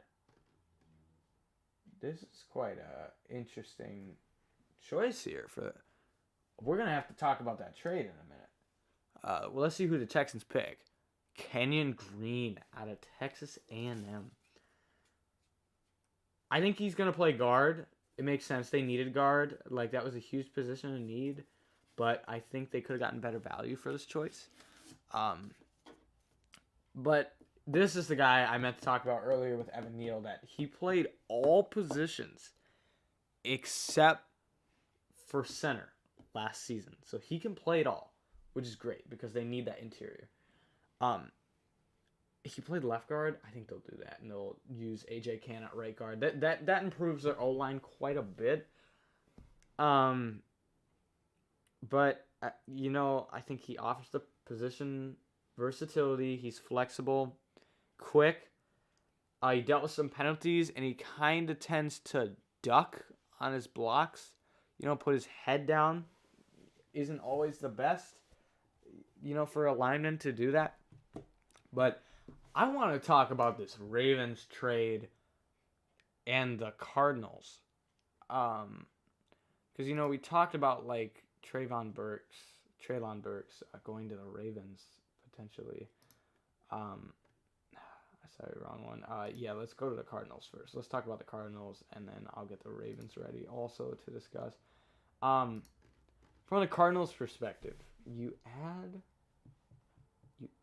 Marquis Brown. This makes sense because I don't think AJ Green's really going to be doing that much in this offense anymore. So adding Marquis Brown makes sense. You get a dominant player. Dominant speed player. So that makes sense overall. Okay, so breaking news. Yes, this is a trade. This is a unique trade. Who would have predicted that it was Marquise Brown and not Debo that gets traded tonight? So Marquise Brown will fit in there. They're going to have a few quick guys. Don't love it for Rondale Moore and Andy Isabella because that's where Marquise is going to kind of jump in there. From the Ravens' perspective, you really start looking at maybe needing a receiver in this draft. I like who they have. I like Bateman. Duvernay, pretty quick. Wallace can be a physical, and even James Prochet out last year. I mean, those are all decent guys, but none have developed yet. They're all they've all I think been picked within the last 2 years. You have time to develop them, but none of them have quite yet. This is what I was saying earlier. They just need to get a number one receiver one of these times. And maybe they'll have the opportunity to do that with the 23rd pick. I just feel like they've always had small guys, though. Maybe Tylan Wallace really steps it up. Otherwise, I just don't know. Honestly, George Pickens would make the most sense at receiver out of the guys available for them, I feel like. Or maybe even I'd love to see them go Christian Watson towards the end of the first, potentially. Let's look back at the Commanders. We looked at them earlier, and then they traded the pick. So, goodness, what do they need? Who's out there? Let's add, Kenyon Green, just filling out an online, just so I keep seeing the names to recognize. So that's gone. Okay. So Karlaftis is still out there. I don't think that fits for the McDuffie. Maybe. Devin Lloyd, to me, makes the most sense for football team here. I think Devin Lloyd would be my choice for them.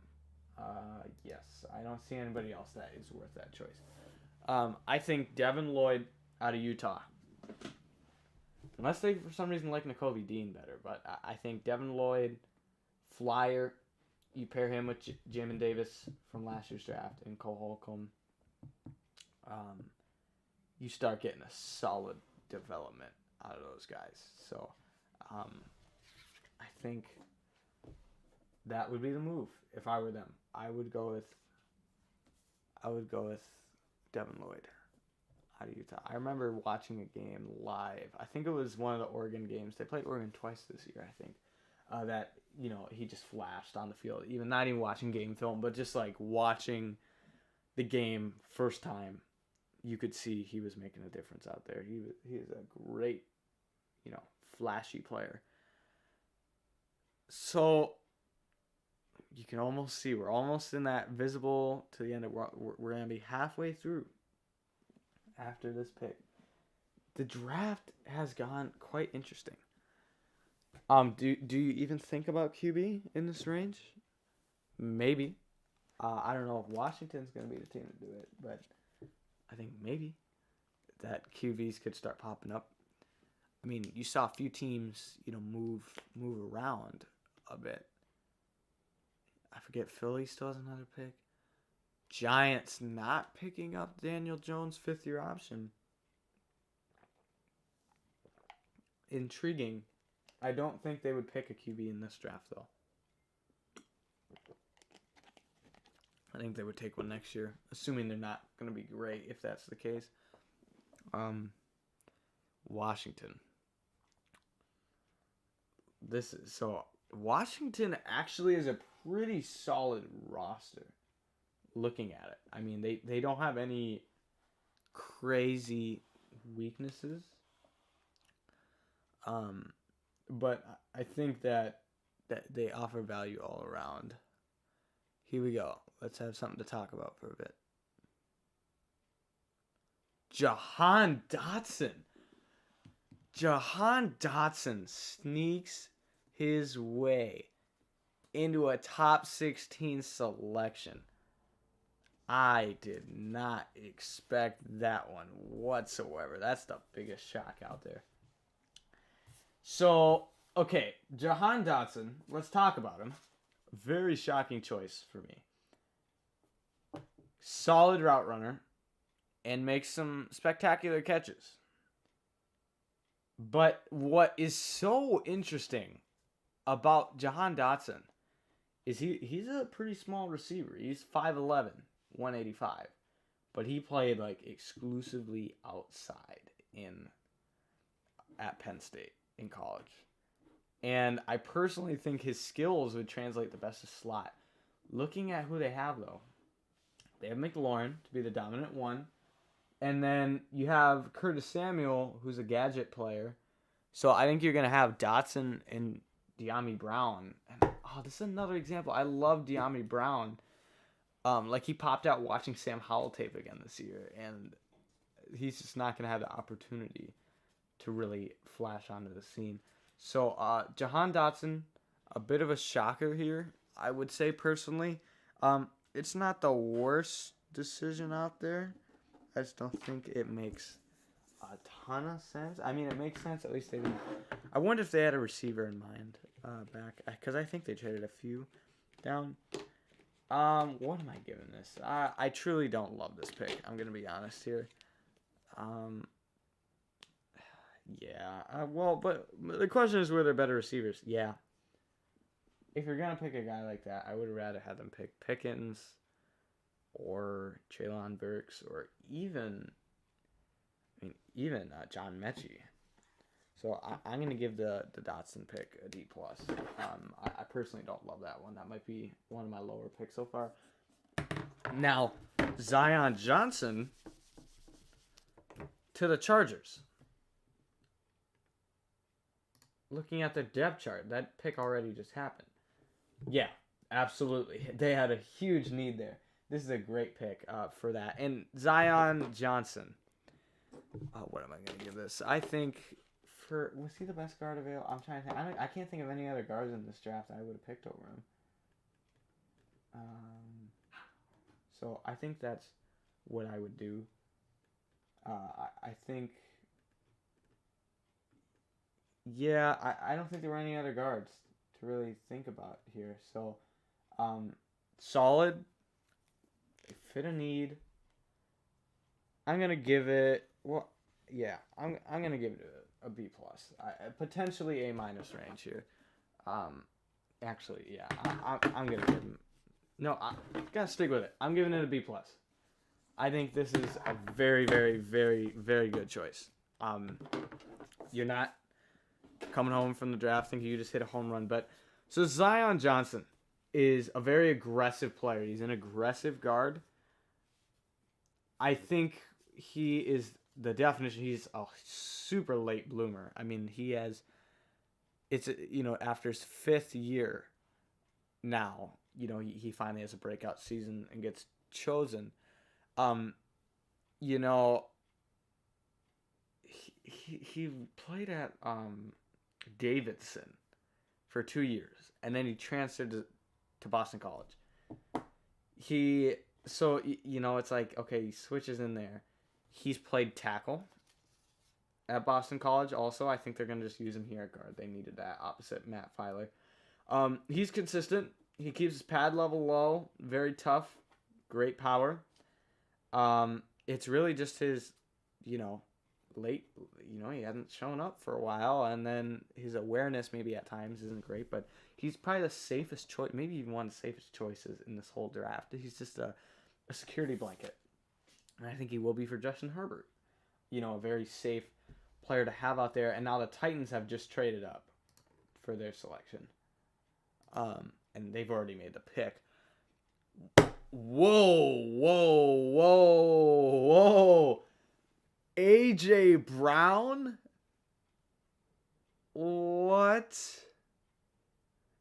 What is up? All receivers are getting traded except for Debo. What? Did not expect this. We gotta keep talking. So cross out A.J. Brown. So they have Robert Woods and nobody. I mean, Nick Westbrook and Des Fitzpatrick are not.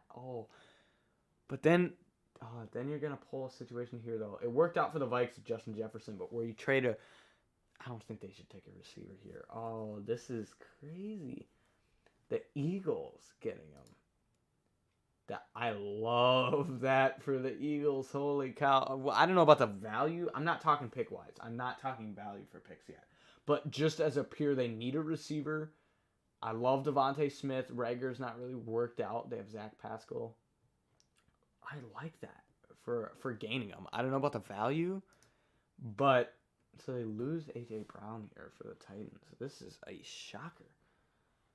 So, I mean, you have to think receivers on the table,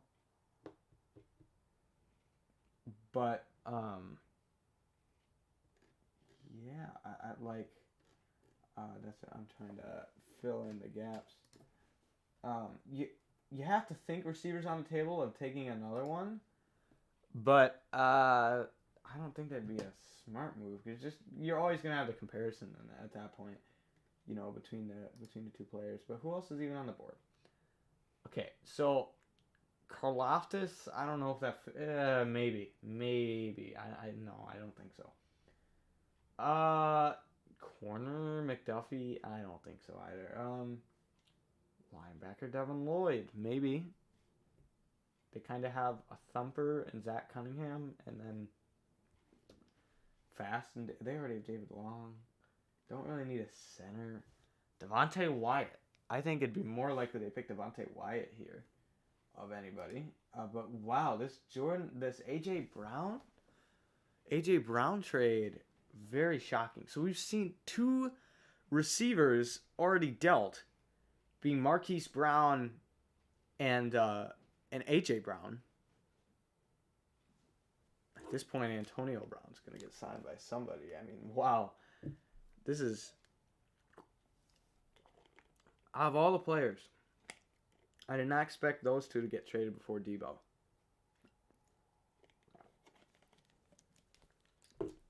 Didn't see that coming. Wow. This is some crazy. We're entering the 2-hour mark here on the stream. Thanks for everybody tuning in. Titans do have the pick. We'll wait and see here. Finally got to catch up there after some crazy turns of events. I can't believe that. A.J. Brown to the Eagles. And a third. Is 18 and a 3. I mean, so you figure till they have to pay A.J. Brown, but the value, I think, is actually there. Actually makes sense. Wow. I think that has potential to be solid for both sides. Because the Eagles needed a dominant one. I love Devontae Smith, but it looks like he might be just solid too. I think he could eventually be a 1. If not, he's an absolute phenomenal 2. But getting A.J. Brown is great. They maybe spent a lot on him, which is why I like it from the Titans' perspective. You got, if I remember this correctly, you got not much more, but a good amount more for him than the Vikings did Stephon Diggs a few years ago. And I think those are two comparable players at their points in their careers, like at the times. And maybe I think Brown is a little better, so it makes sense. But I think the Vikings got a first and a fourth. And that first is 22. Titans here get 18 and a third. I like the value from both sides. Now their pick, and they do immediately, they're pulling a Vikings here and trading, and what the Niners did with Javon Kinlaw when they traded DeForest Buckner, is they trade for Treylon Burks out of Arkansas immediately to replace A.J. Brown. That's an I kind of warned against that, but that's fine. Because you'll have that third round choice anyways. So where does he fit in? So you replace basically that name, A.J. Brown, with Treylon Burks. He's a yak guy. See, I just think that if you were gonna pick a wideout, I mean, Burks has great size, and it combined it with his speed. He's a very, very solid player. But he's more of an after-catch guy, and I think that's kind of what Woods is. A little bit, like, he's better than that, but he's kind of shifty in open space. I think they could have used a dominant, but honestly, I don't think there's a guy out there really to fit that super well, I guess. So, yeah, I can go with this. I don't love it. I think he can improve his route running. So you're kind of doing the opposite. I mean, you have some A.J. Brown-like qualities. While they're comparing him to Debo, ironically, after the A.J. Brown trade instead of Debo happens. But, yeah, I can see that. I once again don't know about always doing this. It worked out for the Vikings so far, but Kinlaw didn't have a great rookie season. I don't always love immediately trading it, flipping it. Oh, they're showing the comparison here. It's pretty similar.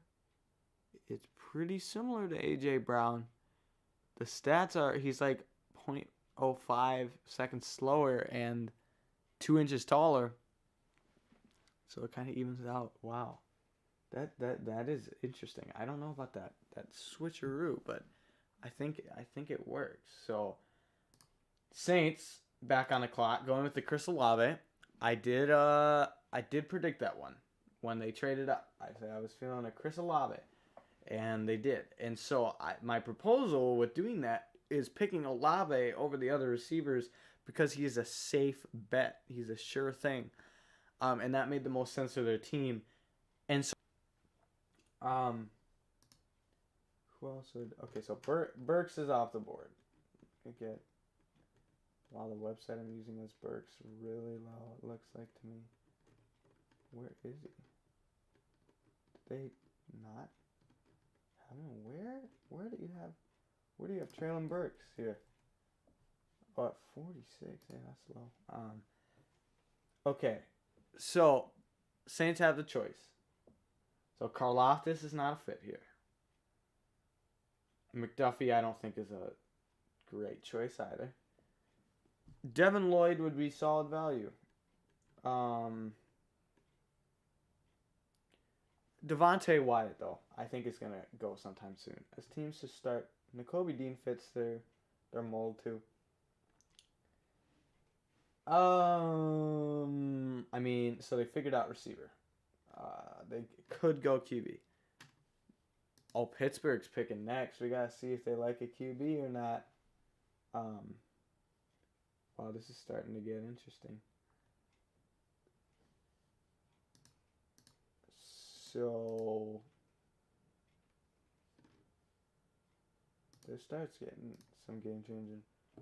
Okay, I think we're getting the connection thing again. I'm gonna see. I'm gonna do what I did earlier. I'm gonna disconnect, connect to Wi-Fi. See if that switches. It switches. This is so weird. It's like I keep flipping between the first time the stream went kind of weird.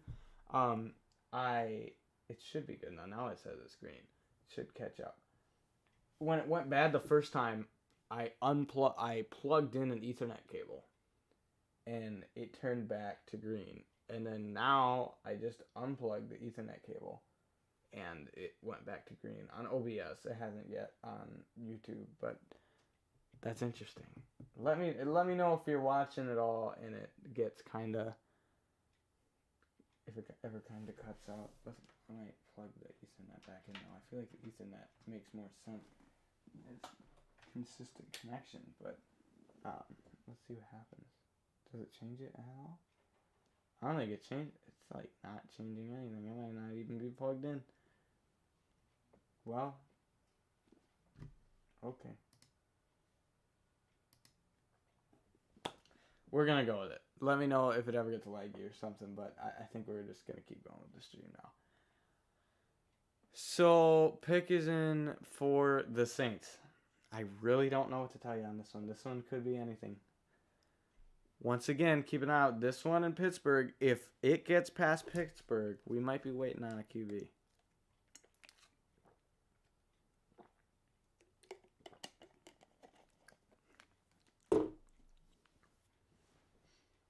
Who are we going to talk about here? Saints selection.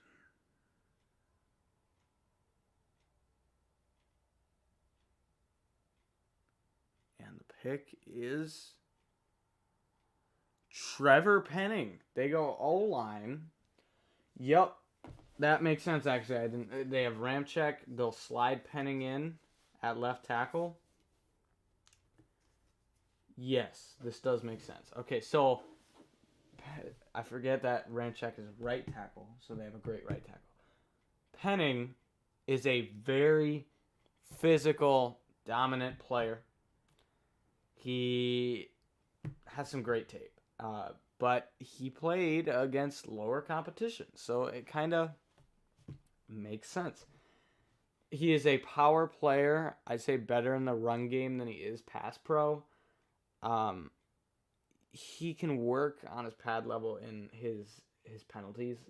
He has this very aggressive play style that basically is good because he's always has that competitive edge and he's going to keep driving and he will dominate opponents.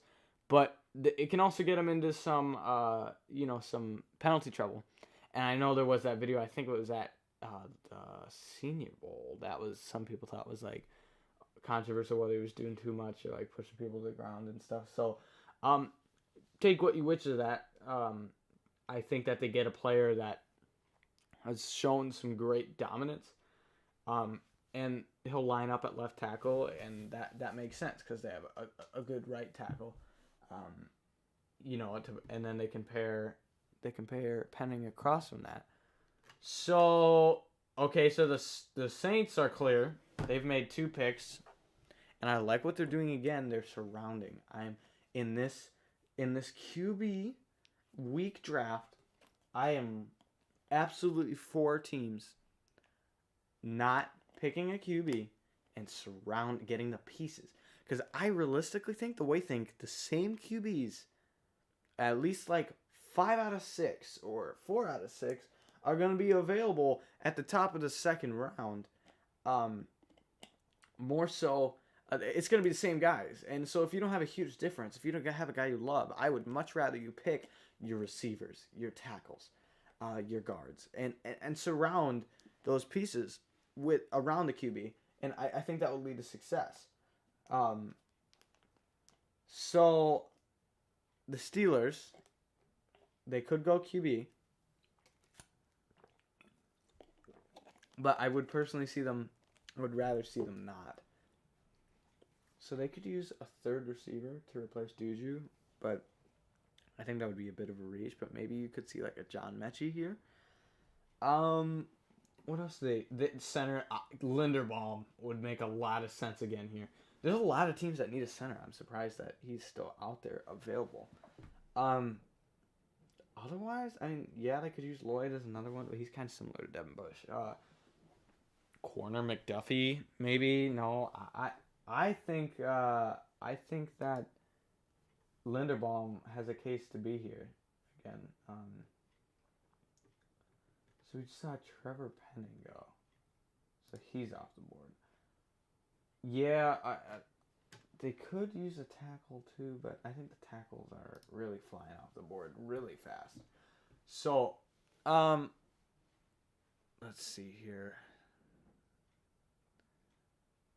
I think that they should go Linderbaum is what I would choose. But realistically, this could very well be a QB. I think I saw reports earlier this week they supposedly like Pickett. Pickett is probably like relative to media perception, he's probably my lowest in comparison. I have him as I have Carson Strong, Malik Willis, Sam Howell for sure ahead of him. Yeah, that makes sense of and I'd even make a case for Corral. I have Pickett ranked ahead of Corral, but I think if I was starting a franchise and actually in the draft, I think I'd pick Corral first. I would pick 4 QBs.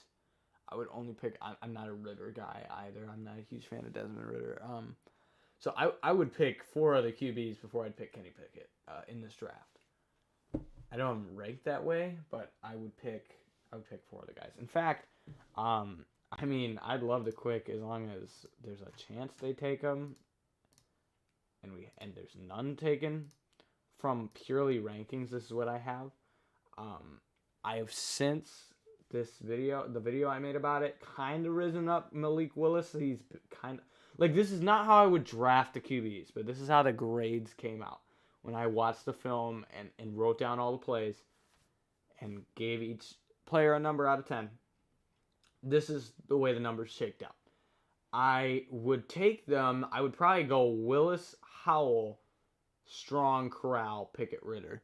I like Carson Strong a lot, and I think he's going to go tomorrow, which is crazy because he's my number 1 QB based purely off of film.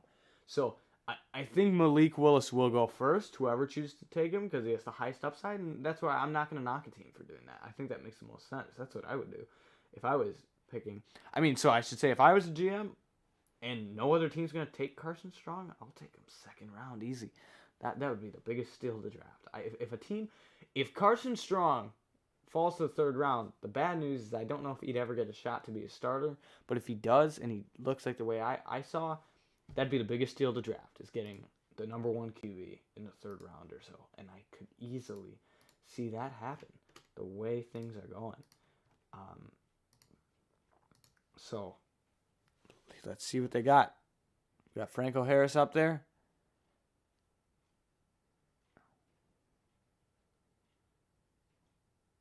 And still talking. I can't read his lips as easy sometimes. I think Franco's making the pick, maybe. Yeah, Franco's making the choice. Okay, let's see what Franco Harris has to. Okay, with the.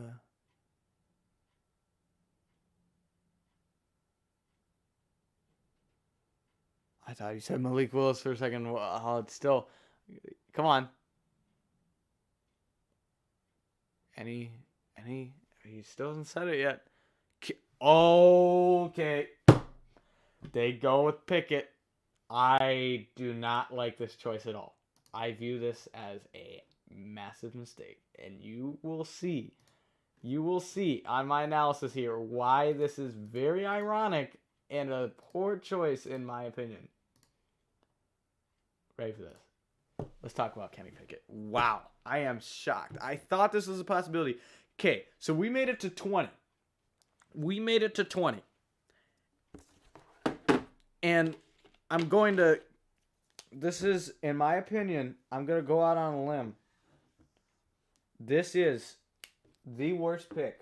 I don't like picking on teams whatsoever. Pickett on teams. But this is the worst choice so far in the draft. I am not a fan of Kenny Pickett. I will say this. He has I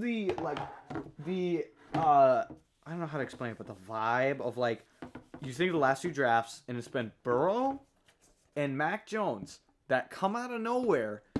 Like, I remember this dude feels like he's been at Pittsburgh for 5 years. I remember I've been doing college rankings for the past few years, and he's always been a borderline like 30-ish, 35 best quarterback in college football. And all of a sudden this year, I thought he was a pocket passer, and he just shows up. And now he's all of a sudden a first-round pick. And I honestly don't see it. He's a redshirt senior, so he's already on the older side. It took him a while to progress. I know this is something little, but like the two gloves thing, we see it with Teddy. Like, it means you don't have a super strong arm. I think that, you try to play in the rain or something, that could get a little slippery. Let's dive into it since we can talk about him. His strength, he can make sideline throws really well. And he is actually pretty mobile. He can move outside the pocket. I'd say he's relatively accurate, but he will make some throws that are so frustrating that you're like, how did you miss this? And it is very frustrating. And there's some picks that are absolutely terrible. On the run, slipping through. And I'm not a huge proponent of the whole like measurables thing. That's why I didn't love the Trevon Walker pick. And I'm not overly concerned about his hands, but not only does he have small hands, but you have the gloves thing. I'm not I know that's a little thing, but I just don't love it when I'm fine with QBs wearing some gloves, but you don't see two that often. And I just think that can cause some, unneeded slip. And he's my QB4 in the rankings. I would have picked him as the 5th QB in this draft. I barely read Stephen Gibbon that late first grade. But this is the irony of it. This is why it is absolutely hilarious to me. My comp for him was Mitchell Trubisky. My comp for Kenny Pickett was Mitchell Trubisky. And the Steelers have Mitch Trubisky. They just signed him this year to a contract. So you just spent a top 20 pick on a guy that now you're going to have for 4 years at his max potential is the best as the guy that you just signed to be your bridge quarterback this year. I personally just don't understand this whatsoever. He is safe, but I like that he's a gamer, but like he's at best, I think, going to be a Kirk Cousins or Derek Carr. And my comp for him is what I think he will be is Mitchell Trubisky. And you have him right there. So for the first time in probably now 2 hours, let's take a look at the film. Okay, wrong side. Hold up. Highlights. Let me get the film out. As long as I'm making a bold take here, let me just. Well, it's been so long. The TV just turned off. I mean, we gotta get this back up here. This is just. I am absolutely shocked. Let me make sure this. Okay. Let's look at the Kenny Pickett tape. Let me see where it ended up. Actually, that's right. I actually didn't find any highlight. I remember that now. I did all the other QBs in this draft, except I didn't make one for Kenny Pickett because I just couldn't find that many highlight tape. So hopefully another QB gets to talk. But look at that, the big difference. QB's taken in the first overall pick last 4, and then we have 20th. Okay, so sorry I didn't have the film there. I have for all the other quarterbacks,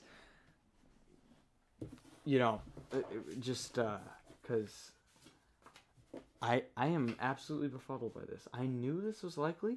I thought it was going to happen. I truly did think it was going to happen, but I just truly don't understand this choice. I will, plant my flag there on this hill that I think this was a poor choice.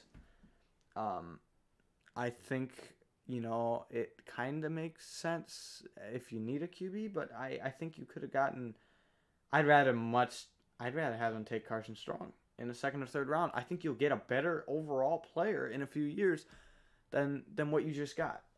So the Chiefs have made a move. Meanwhile, that massive discussion to move up. And let's see what they maybe are moving up for, perhaps. So let me also just update. So Pickett's off the board, and they go with Trent McDuffie. This is a great choice. This is a great choice for the Chiefs. Absolutely solid.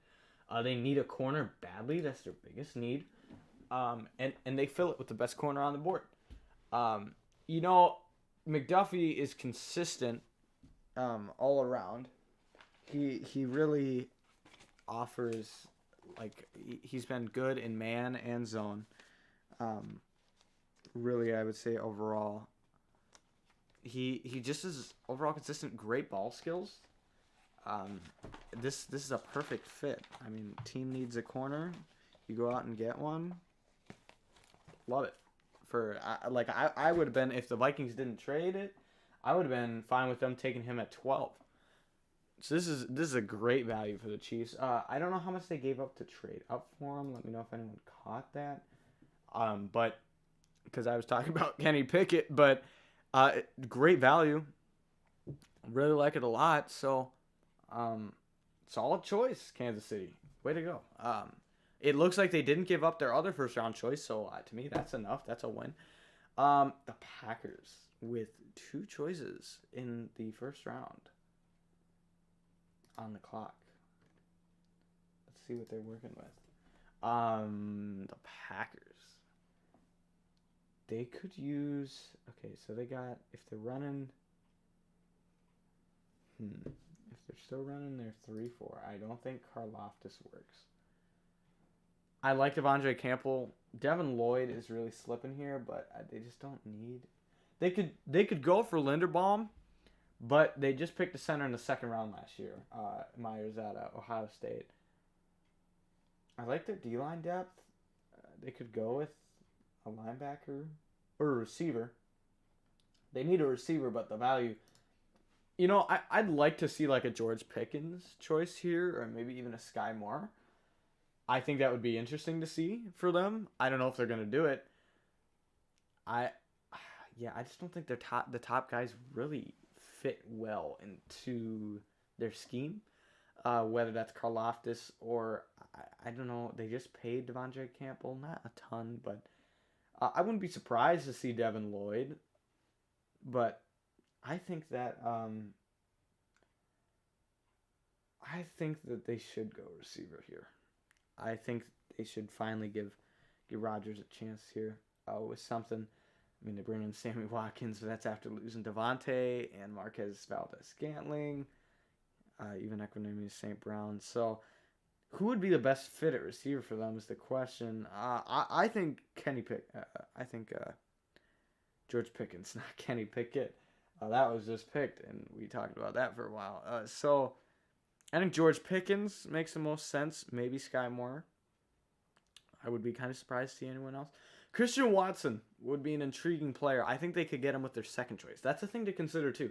Is if they want to pick I'm saying there's like 3 guys that I would think the Packers could take in the first round at receiver, and that makes sense.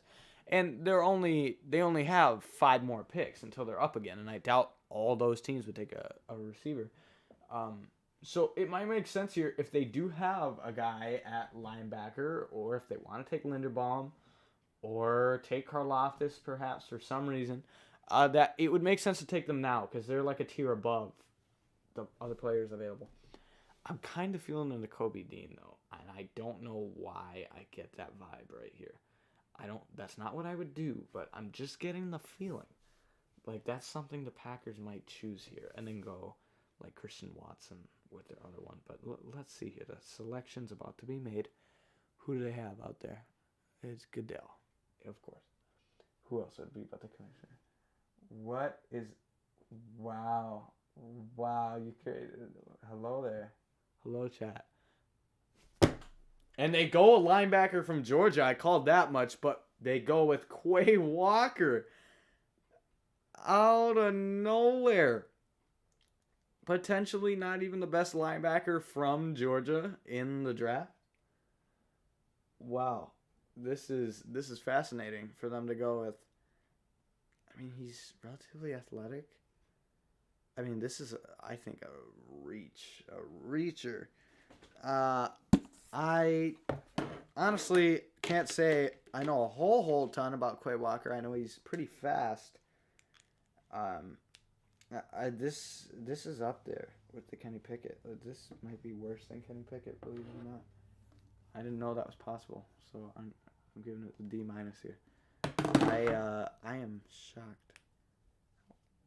I guess that linebacker from Georgia feeling I was getting was correct, but not that one. Wow. So Quay Walker's off the board.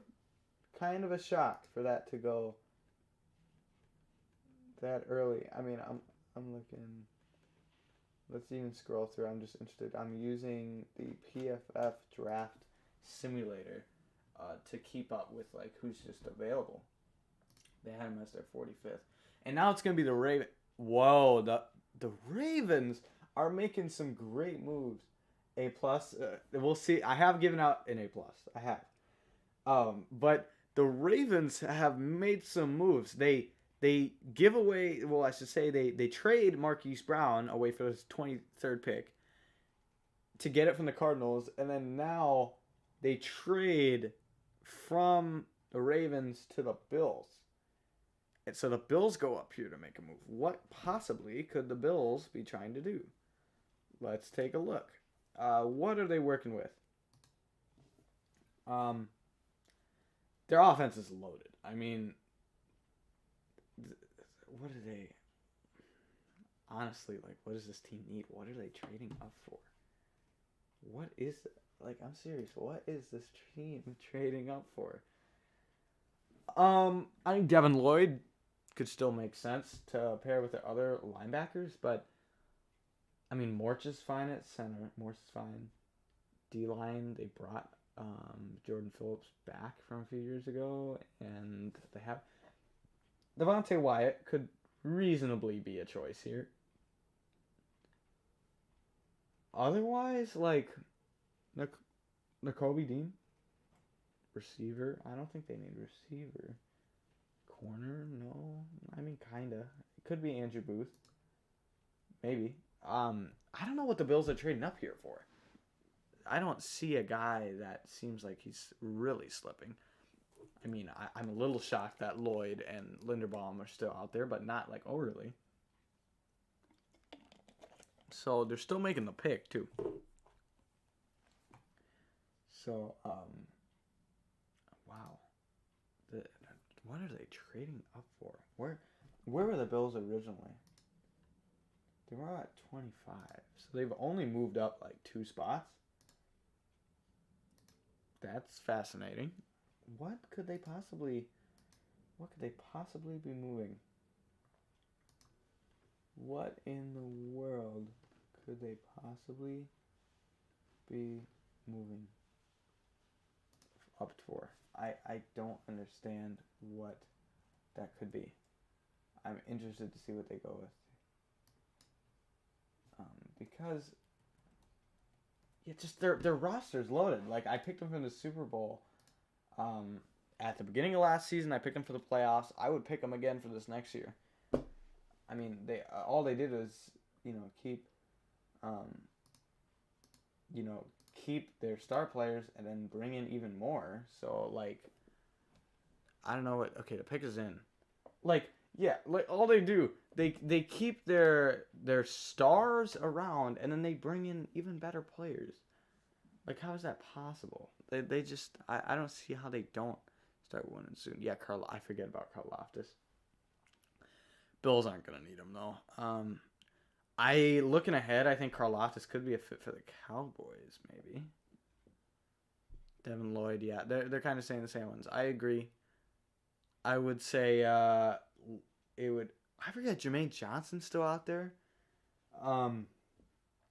I would say the top players available out there are Devin Lloyd, George Karlaftis. Okay, see, they just got a 4th rounder to move up 2 spots. That's a steal for the Ravens. The Ravens are making moves. Who did they? So they got rid of Marquis Brown, which is fine because he hasn't really worked out, and they picked Kyle Hamilton. Wait a second, I'm starting to remember the Ravens are doing really well this draft. That's a win right there. They got Kyle Hamilton, so they sat put. They stayed put, and they get the best player on the board. And then they trade a receiver who has not done much for them since they picked him to get, in the first round again. And then they decide, okay, there's a few guys that are like same tier. We're just going to move back 2 spots, gain a 4th round pick, and get like the same guys to choose from. This is genius. The Ravens have been great at front office management for a number of years, and that continues tonight.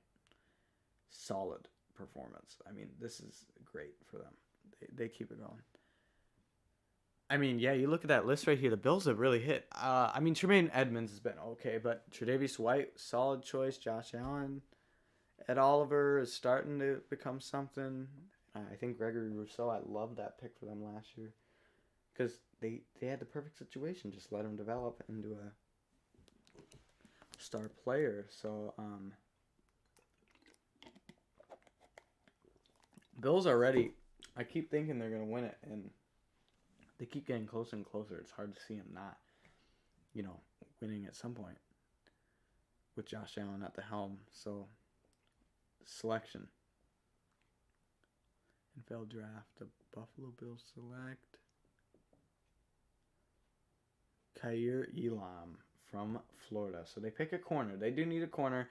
He's going to go in there right away and get some solid play. Yeah. Wow, that really completes. I'm serious. I think that team that basically complete. I mean, maybe they need another linebacker, but like that completes. Like their team is absolutely dominant.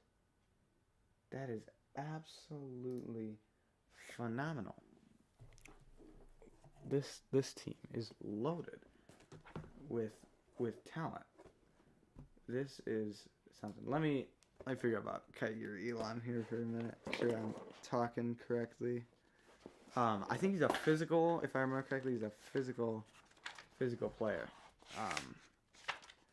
That really I think will match up well with because they had Tre'Davious White, Taron Johnson.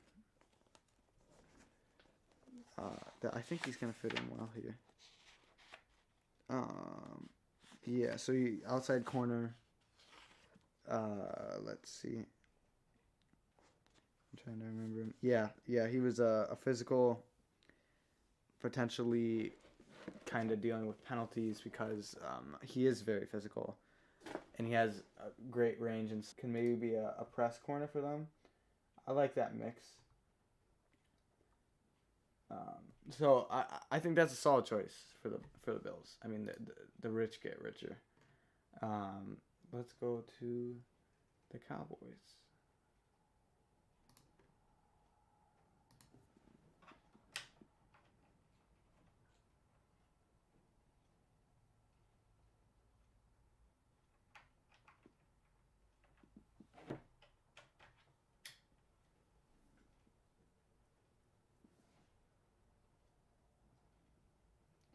Okay, we're going again. Hopefully it'll stabilize a little bit. For whatever reason, I have to keep unplugging and replugging in the Ethernet cable. So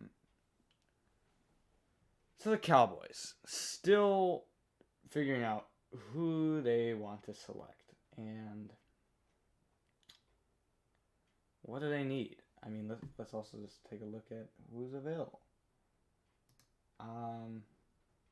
Okay, so the pick we just had was Kaiir Elam. Okay, so he's off the board. So I'm saying Karlaftis might make sense here.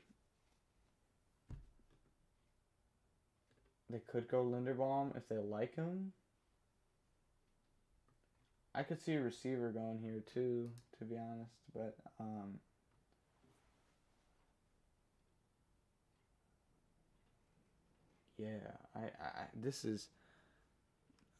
I think the Cowboys are kind of like, who was it? I think it was the Ravens, where they have a lot of like half needs, if you want to call it that. Like, but I think they actually, in a draft setting like this, they actually don't have overly a ton of needs, but is there players to even upgrade that much this late in the draft? is really the question. Because there's a player available right now that I could say could really, really step in there and make a difference immediately on this team. Maybe Linderbaum at center, but would you rather get a guy to develop at a different position that one day will be better than the guys they have? So I don't know what they're going to do with this. I think they could really go a number of ways. They're still on the clock. You know, we're entering the 3-minute mark. Makes sense because it seems as though they're struggling a bit with who to select. So, I mean, let's just take a dive in. I think they maybe made the pick. So, receiver, on paper, could be a need. They lose both Amari Cooper, which is substantial. But then Cedric Wilson, they replace him with James Washington. So, you kind of flip that in. So, I think they could get a receiver better than James Washington here. Tackle, I don't love their opposite Tyron Smith situation, but once again, don't know if you can get a better player at this point in the draft. Especially with all the top tackles being gone, you're starting to look at guys that, like, you know, a guy that played tight end for 2 years and switched to tackle. That type of player. A high upside project. And so I think they'd be better to go. Linderbaum is a sure thing, but I like Biadash, and I don't know if center's their biggest need per se for that then. Let's see what else. Like D-line, they've been looking for a few years. They've been swinging. Gallimore, Hill, and Odigizua are all like top 3 rounds, I think, picks over the last 3 years consecutively, I'm pretty sure. And none of them have turned out yet to be a star defensive tackle. Devontae Wyatt, you could swing at the fences again, but once again, I don't know if you're going to upgrade there. I feel good about their linebackers. I mean, even Jabril Cox started playing really well last year. Corner, same thing. They picked Kelvin Joseph last year, 2nd round, and Ashawn Wright. I mean, that is unpredictable. Now, what is also unpredictable is the TV just freezing, and now what the heck just happened? We might have to cut to, I gotta see, this I did not expect. I can't tell whether it is my TV service or whether it was NFL Network. And now the TV's down. So we are going to have to improvise on the fly. And we're going to use Twitter as our source right now for our draft. So I did not anticipate this being the situation that we're in, but we are. So I'm going to use my handy dandy source. Okay, and it has been spreading the buzz. Okay. So I have so this is actually, I think, going to be faster ahead of the curve. So they picked an offensive tackle. Makes sense. Tyler Smith out of Tulsa. So Tyler Smith, here, let me get about him. Tyler Smith started for 2 years and has some great power and strength in his hands even. It's pretty flexible. He has the power in his hands, but he doesn't always use his hands correctly. He kind of keeps them low, kind of against his body. He is consistent. He did have some penalty issues also. So kind of, just another guy, I guess, at tackle. Not a highlight player, per se there. But, okay, that's interesting. So... Wow, this is, so who's, like, I need to figure out who's on the clock now. I gotta improvise and adapt, as they always say. So,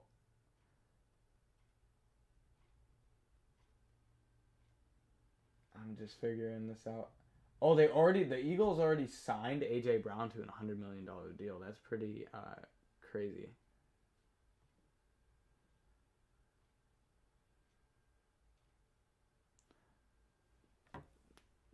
Wow. Okay, I'm just figuring out if I can get this TV.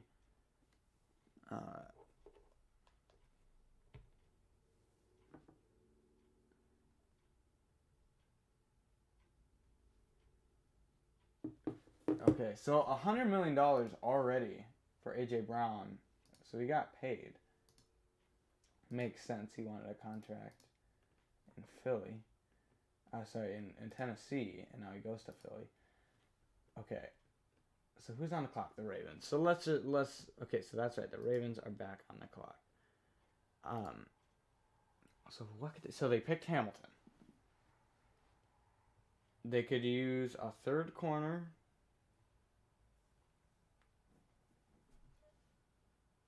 I would tell you it would be smart if they did just sit and take Karlaftis and just go best player available.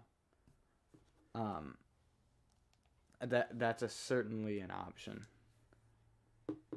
They did it with Hamilton, and the Ravens are experts at this. Perhaps the best team at just staying and taking the best player available. Devin Lloyd is out there, but I think he's very similar to players they have. And Linderbaum also. I think those are great options. And Devontae Wyatt too is another position need. Those are the guys I think are in that next tier. Maybe Nakobe Dean. We're starting. I'd say Karlaftis, Lloyd, and Linderbaum are kind of the end of that guys that I thought would go in the teens. Jermaine Johnson too, but I guess people are trusting the tape on Jermaine Johnson more than his athletics. So because he had great testing numbers and he's falling still. A lot of people started making predictions he would even go top 10, and that's just not happening so far. So I that's a little surprising.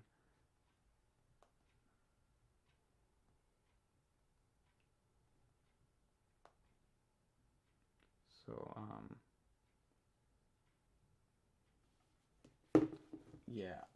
okay. I'm trying to see if there's no update yet. Okay. I think the Ravens really can do whatever they want here. Let's think of the last two picks. I guess I haven't graded a few. So I gave that really low grade to the Packers because I thought that was a reach. Then who is that taking? The Bills taking Kaiir Elam. I think that was a solid choice. So I'm gonna give that one a C+. I don't know if they had to trade up and do it, but it fit a position of need and it was fine value. So I think that was a fine choice. And what was after it? The Tyler Smith one I don't necessarily like, but it's not a total reach. And it was a position of need, so I'm just going to give that one a C. Just kind of expected. A fine choice. Now, the Ravens nailed it with their Kyle Hamilton pick earlier. They could do it again here. I think they're going to take, they're that type of team to just kind of take the best available. But you never know. Let's see if there's any other.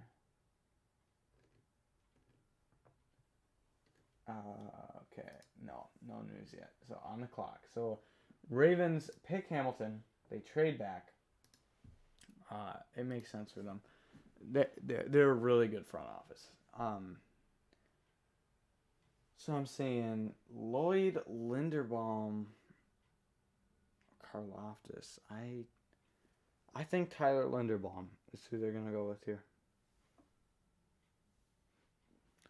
I think that makes the most sense need-wise and value. I think Devin Lloyd might be the best available, but he's so similar to Patrick Queen, who they already have, doesn't really make sense to go with somebody, similar like that. Okay, so Ravens still, are they up to something? Can't tell. Yeah, this is weird still that the TV went out and can't really, control for that happening. So we're just going to see, I guess, based on Twitter. Luckily, there's good sources that are always on top of it, always, updating consistently, which is great. So yeah, I guess we wait for this next choice.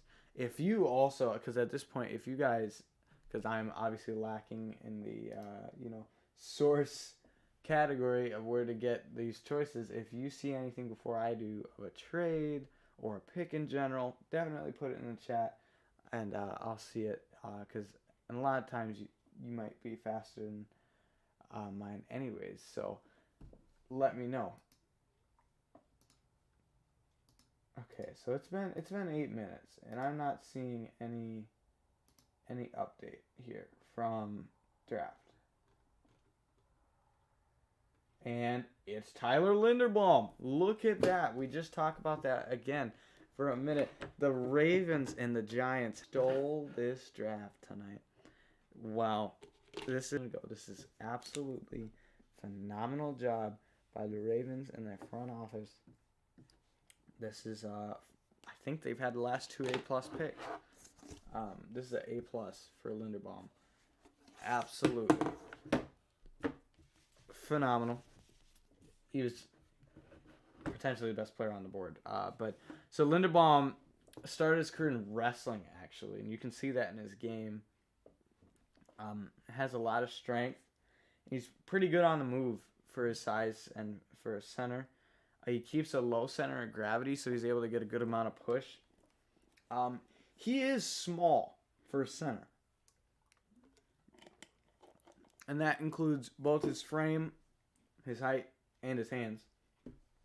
Additionally, I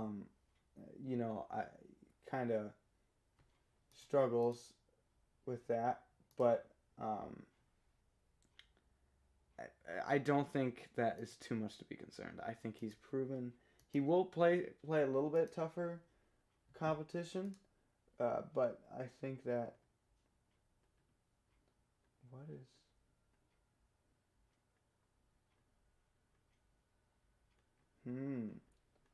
this is interesting.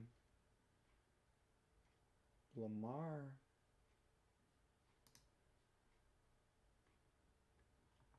Okay, what is... The Jets are coming back up. Okay, the Jets trade up. Wow, this is fascinating. Some stuff is happening here. So Lamar Jackson just put... I'm not going to repeat it on the stream, but Lamar Jackson with an interesting tweet. It looks as though confused by the draft process, which I'm confused by that because the Ravens have been nailing their choices, and the Jets have just traded up. Yeah, they've traded up, and wow, we've got Jermaine Johnson to the Jets. Alrighty.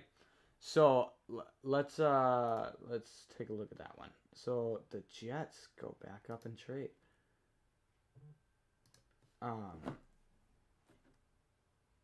So where does he fit in? I think we talked about that earlier, that he was a decent choice. Yeah, I think he can jump right in there and even be their second edge rusher with Lawson. I love that choice a lot. Trading up to get him. Yeah, his tape maybe isn't as good as his athletic performance, but as long as I'll take a look at what it cost him again. But right now, I'm thinking that was a great choice. I'm giving that one an A for the Jets. So, who did end Sauce? So they got Sauce. Have they had 3 picks? I think they have. Did they get Sauce, Garrett Wilson, and... Does that sound right to everybody? Who did they get? I think they got Yeah, I think that was Garrett Wilson. Yeah. So they've had 3 picks. What did they give up here? Let me make sure. 26. So they traded 35, 69. Let's see.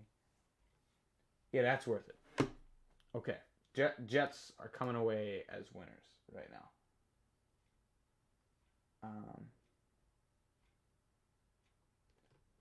Yeah, the Ravens are doing well. The Jets there doing solid also. Wow, okay. So we got a few shockers. Okay, let me just see. I'm gonna have to search it up. So yeah, Jermaine Johnson has got a lot of speed, and he's definitely getting drafted. People thought he was even gonna go like top 10 because of his athletic ability, and he fell farther than a lot of people I think expected. He's got the bend, lower half strength, durable, and great at gaining leverage. He doesn't actually have a ton of twitch, although he has a frame that's really good. He had sack slash. It was phenomenal. I saw that stat and was like, whoa, this is higher than a lot of other guys in the draft. He doesn't use his hands super well. But also what's interesting about him, though, is he's a very late bloomer. He started at Georgia, and we saw how dominant that defense was, and we kind of saw that, he didn't get playing time at Georgia, which is interesting. And then, I just think that's an overall interesting situation. Okay, we are going to plug the Ethernet cable back in. See how this works. So, yeah, that's interesting. Okay, so any other news? So we have Jermaine Johnson is the news there. More trades. Bucks, Jags are going up. Wow, so they're moving up. They're giving up the first pick of the second round. Jags making a choice. This is interesting. This is quite fascinating. Many trades. I think we kind of saw that coming, but I don't know. Because we knew if trades were coming, I said it at the beginning, I knew it was going to be late in the first if that were to happen. But, so Jags on the clock. Let's take a look at that. Jags. So what did they do so far? They got Javon Walker. Yeah, I think this is going to be their first pick since the Walker deal. Since the Walker selection. What do they need? Okay, I don't think so. They have an edge now. He kind of covers D-line too. Linebacker? Yeah, they could use like a Devin Lloyd. Okay, I'm gonna see if I can somehow. Okay, what about this is where the Chromecast comes in clutch because the satellite TV, pulling what a satellite TV does sometimes. I'm just gonna go like this actually. I'm just gonna put my whole laptop on the team. This is where get a Chromecast if you, or I guess, I don't know if Roku does, probably Roku does the same thing. But yeah, this is when you always apparently now you can't even rely on the satellite TV because, well, and then the Chromecast doesn't work either, so there we go. Okay, watch now, here. Okay, I'm going to try to get it on my computer again. So, okay. Let me know once again if you see any pics or anything. So we have the Jags moving up.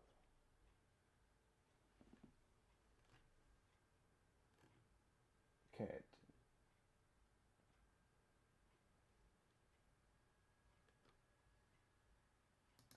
I don't think any choices yet. Yep, nothing yet. Nope, don't do that.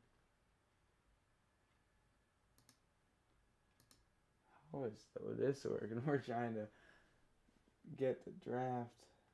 No, I don't need it. Here, watch live.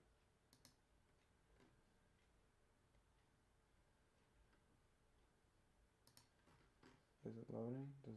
Anyone have experience? Yes, I would like to watch now. Don't need honey rewards, sorry, but okay, this is just, here we go. Honestly, I'm getting it on the phone. I can for sure get it on.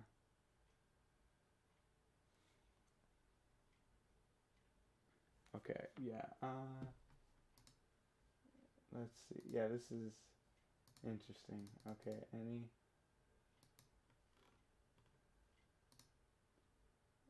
What?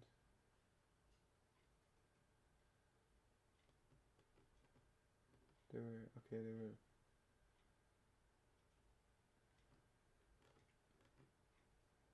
Okay, I've traded up. No, okay, so no news yet on who the Jags are taking. Forgot about the magical NFL app. Free phone football, as people say. As the ads say. And it might end up coming in clutch here. Because the satellite TV went out. And then the online Chromecast also disappeared. And ironically, you have to authenticate your satellite TV to even watch it on the laptop. And so I haven't done it on there, but I do have it on the phone. I've done it before, so I'm just going to use this here. Well, okay. So the pick is in. I have that. But honestly, it helps to have the Twitter open because we actually get the picks, I think, faster. Okay, so we don't need this now. Okay, here we go. No way. Did the Jags get Devin Lloyd? Yup. Solid job for the Jags. They recover a little bit. I don't think they gave up that much, and to get Devin Lloyd, this is an A. This is a great recovery. This is a great recovery. I did not like the Travon Walker pick at number 1, but getting Devin Lloyd, you see that linebacker room. They paid Foye Oluokun lots of money, but behind that they do not have much. And so I really think this is a solid choice for them. And he's going to be able to play that middle linebacker. This is starting to... Old Jacksonville's starting to build a team. I mean, they've spent, pay to win, basically. But, hey, it's working. I like on paper, the roster. I'd love for them to get another safety I'm looking at right now. I mean, they could use center too. But, the idea is there. QB's good. They got their running backs. Receivers, they went out and paid. They got tight ends. Their tackles, I think, are fine. They bring in Brandon Scherf.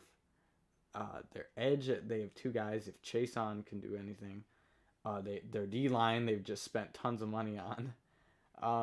Now they get their linebacker situation set up.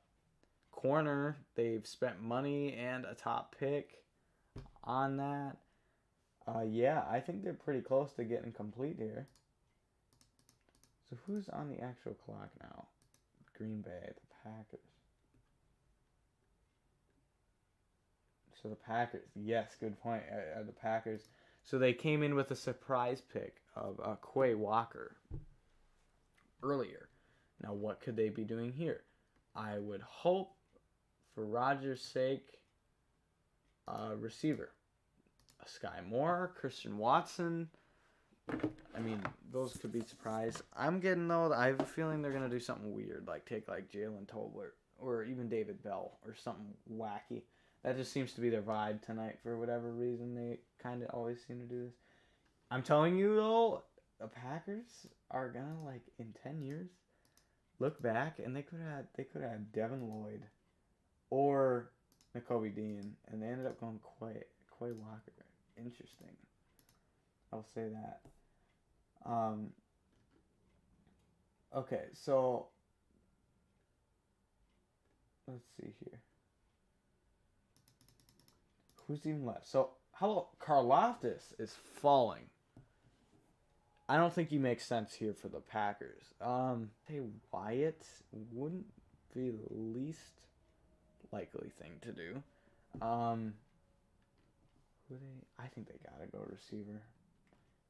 I think Sky Moore. I'm getting okay. So this is what I'm saying. The on paper is to go with Sky Moore. I think what I would do is take George Pickens or maybe even Christian Watson. To me would make sense. I know that maybe be a bit of a reach, but you get a physical guy in there because they kind of have smaller. Lazard can be a little bit dominant, but like the other guys are kind of more like rack and slant, slot guys. Okay, so I personally would love to see them get a physical receiver like Christian Watson to counter that. Now, it's the Green Bay Packers, and I think they're going to take, just getting that feeling earlier, I thought they were going to take Nakobe Dean in a surprise, and they ended up taking a Georgia linebacker, but not him. I'm getting like Jalen Tolbert vibes. That's my bold take, is I think they're going to take him there. I would not do that. I don't think that's a good choice, but I'm getting that type of feeling. Okay, they picked Devontae Wyatt, so that makes sense for them. They've been trying to finally recover with the stopping the run. Wow, so that really personally leaves Karlaftis out there as like the last, and Nakobe Dean, I guess. We're really, besides the QBs, we are entering territory where it's like, okay, these guys are second round players, so there's not really anybody crazy left on the board. Karlaftis is a bit surprising though. So Devontae Wyatt, he's gonna fit in well there on the D line. That makes a lot of sense to me. Yeah, they kind of need that depth. Solid choice. They pair up the Georgia guys with a few picks. Ironically, they end up getting. I mean, I think Jordan Davis is better than Devontae Wyatt, but so figuratively count that they got the second best Georgia D tackle, and they picked the first linebacker to draft. But I think a lot of people would agree if you were to say that they got the second best Georgia linebacker too. That's just interesting. I don't know about that. Just an interesting strategy. Two guys, and they got Eric Stokes last year too. I forget about that. They're trying to bring everybody from Georgia together. Okay, so who's left here? Let me look at the phone. Okay, so there's 4 picks left. So we got the Patriots. I don't think the Patriots have made a pick yet. I don't think. Who is a Bill Belichick guy? I mean, Karlaftis fits that mold, but don't need a tackle. Nakobe Dean would make sense with the Patriots here. That seems like a Patriots pick. Andrew Booth. Pickens? No. I think they'll go with either. I think they're gonna go with either Nakobe Dean or Arnold Ebiteki from Penn State. This is what I think the Pats are gonna do. Karlaftis fits the mold, but they just don't need that position, is what I think. Okay. Will Malik Willis fall out of the first round?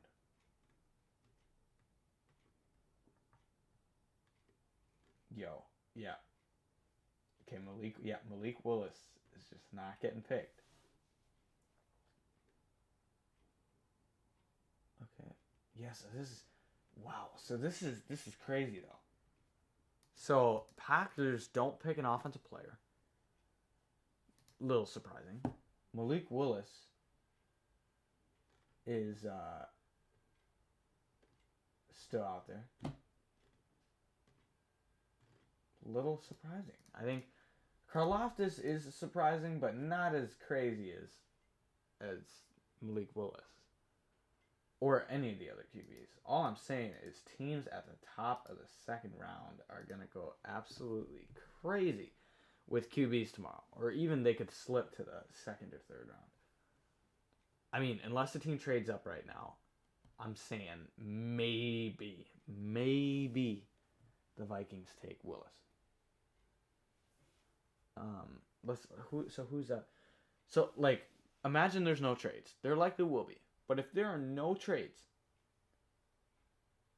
we got the Pats. They're not going to take a QB. The Chiefs, they're not going to take a QB. The Bengals are not going to take a QB. It might be the Vikings. And then to start the second round, you get Tampa Bay, who they spent a second rounder on Trask, and they still have Brady. The Vikings again. They could just wait and take one. The Titans, I don't think they would take. The Giants, they got... I mean, you keep kicking it. Davis Mills, Zach Wilson, Justin Fields. Seattle, in the second round with back-to-back picks, is looking really good at getting any QB they want, unless they somehow want to pick it. But Seattle might end up as a W. Who did they take, though? I'm forgetting. Oh, yeah, they took Charles Cross. Yeah, Oh, okay. The Patriots pulled the Patriots. They picked Cole Strange. We'll get some info on Cole Strange here for a minute. Make sure. So Cole Strange, perhaps a strange pick. A little surprised. Not, he was in the range, but it was. Let me get some Cole Strange data. So Cole Strange seems like a guy that the Patriots would kind of take. If I remember correctly, he's a small school guy. Yeah. Chattanooga. Yep, it was. Explosive at that perfect. Yeah. Looks like limited experience in pass pro, but it's a low competition level guy. Guard, actually, is where he's going to play. Yes, that makes a lot of sense, because they only have Mike Onwenu,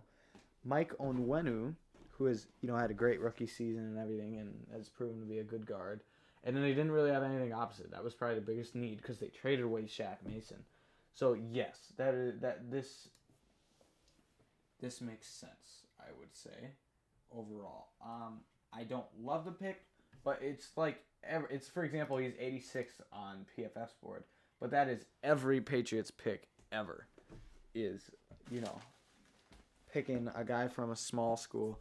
So I always, to me, like in a pick like this, if it was another team, I'd probably be giving it like a D, but I don't love it a ton. But so I was thinking C, but I'm just gonna give it a C minus because it's not a great choice. Like I don't love it, but I think you could see worse. I trust Bill in the process. So what's next? So who is next? The Chiefs? The Chiefs.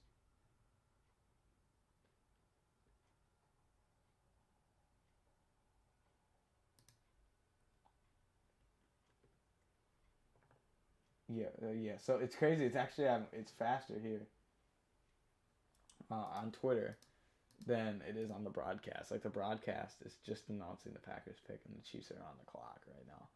Let's look back at the Chiefs. So the Chiefs, they took. That's right. They got Trent McDuffie, a great choice. So they covered that. I'd love to see them trade out again. I don't know if they need a tackle, maybe. Good at guard, good at center, edge rusher. That's what. Could this be? I don't think Karlaftis fits that role. They would love Jermaine Johnson. I'm saying Arnold Ebiteki. Keep an eye out here. Otherwise, I don't really think they need another linebacker. Maybe Nakobe Dean. I could see Nakobe Dean. They could double down and go Andrew Booth. They could go receiver. Maybe get a Sky Moore or George Pickens, perhaps. Those are all options. Let's see here.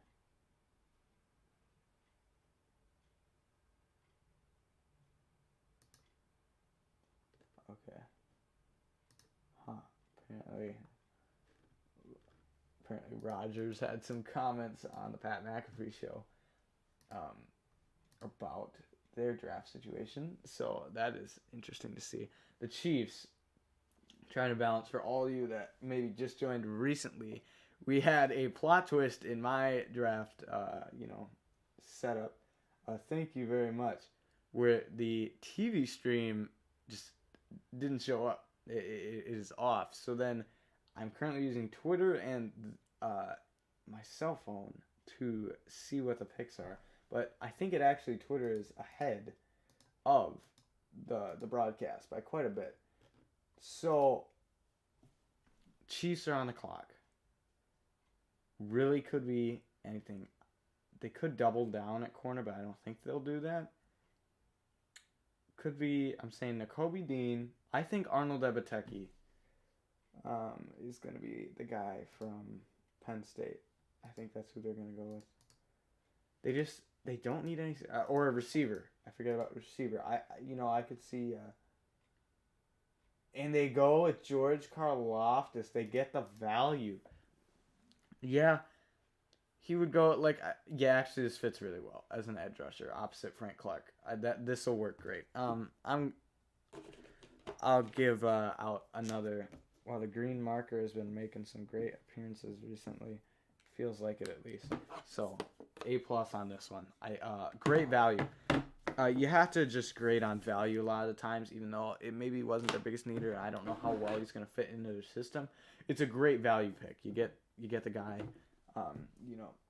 This late in the draft, phenomenal value.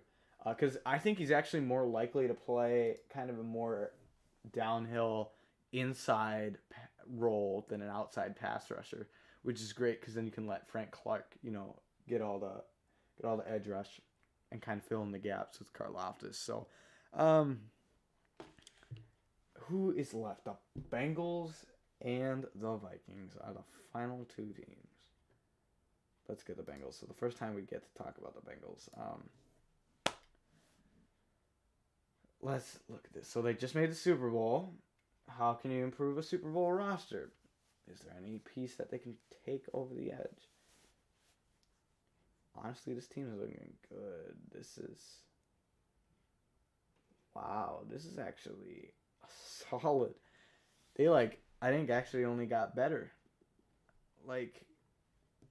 Truly. They didn't really lose anybody that they didn't. Yeah, I mean, I don't see any, I think maybe we see Nakobe Dean get gone. I think Andrew Booth could be a likely choice here. They don't need receiver. Travis Jones.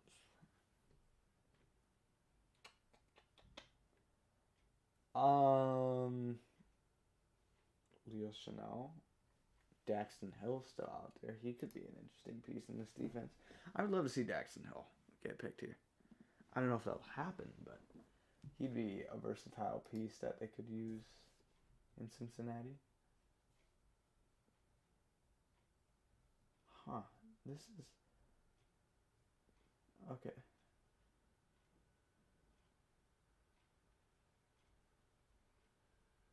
Okay, so... Yeah, so interesting to see...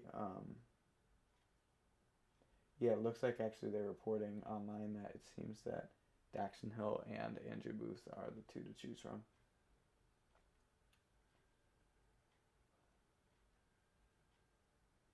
Just had a coach rap report with the news saying that there was a guy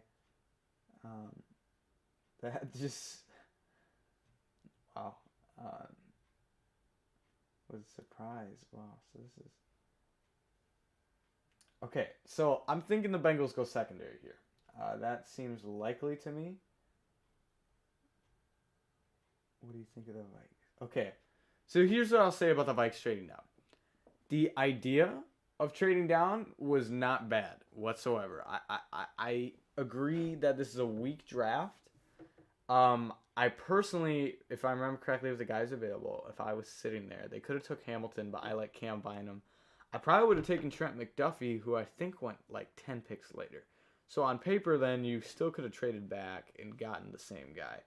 Now, I liked them trading down, but the thing is, I didn't like them trading down to where they did, and with a division opponent, and I don't think they got fair value for it.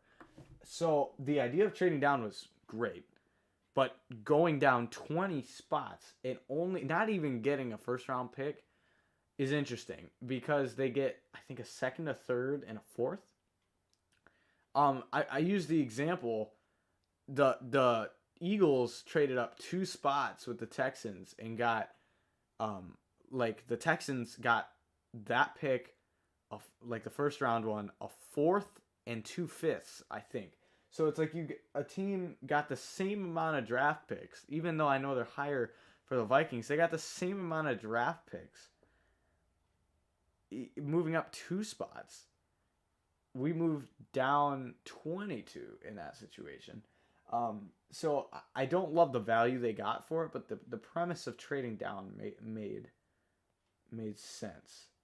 So now they're in a spot, though. They do at least get, a really high second round pick. It's basically a first round pick. What that kind of tells me is I know it's Kwesi's first draft. I don't think he necessarily loves any of the players that were in that teen range, because he thinks he can get the same guys 20 picks later. And so there's your off the wall pick. Oh no, this is behind. Okay, so now we've got Daxton Hill at safety / corner for the Bengals. This makes a lot of sense. They needed secondary. Hill played a mix between slot and safety, but I think he actually projects better as a safety, and I think he'll do really well. But they could use him also as a corner, so he's kind of versatile, flies over the field. Pretty underrated in this draft. A great overall player that offers just the versatility to do whatever you need, and that makes sense with the Bengals, who kind of need a bit on both pieces in the secondary. So this leaves the Vikes with the 32nd pick.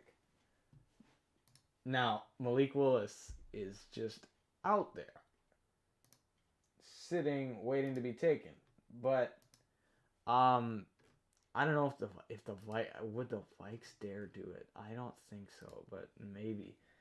That would be quite a move if they did. I'd feel bad for Kellen Mond if so.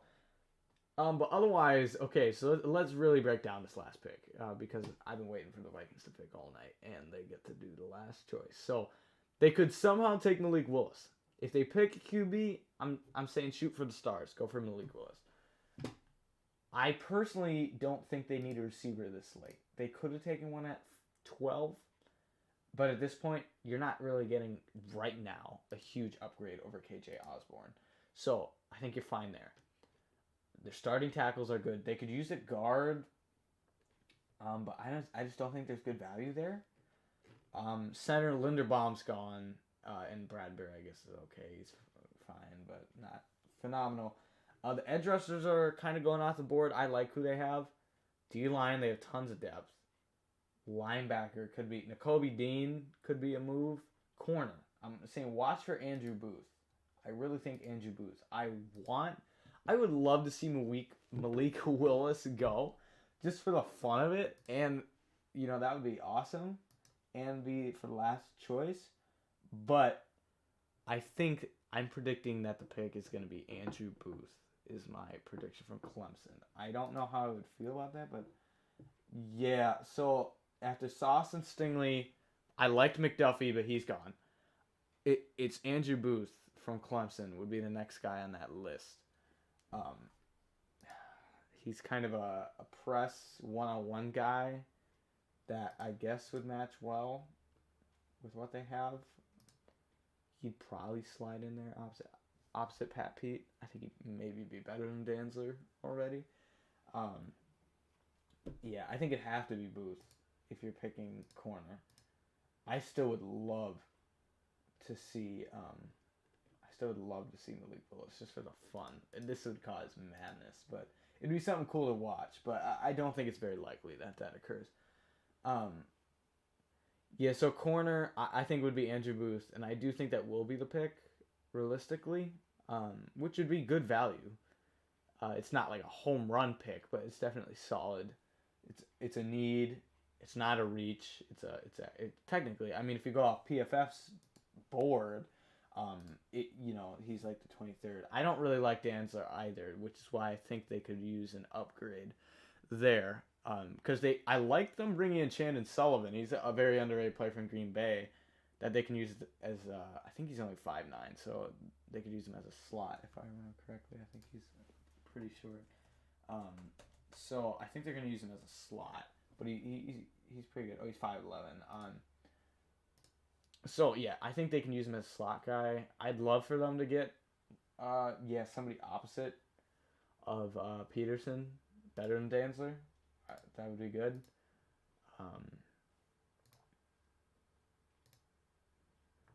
Okay, let's see if there's any. Okay, do we have any?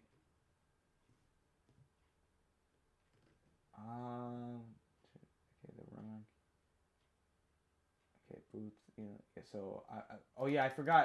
Elam went from Florida earlier to the Bills. So I think there's been 4 corners. There was a big gap between Sauce and McDuffie, like almost 20 picks. So, I mean, I'm thinking Andrew Booth might be the pick here, but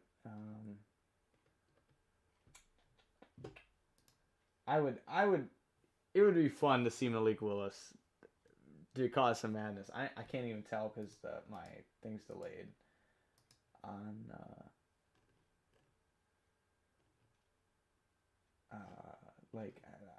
I kind of want to see the television version of this, but it's behind a few.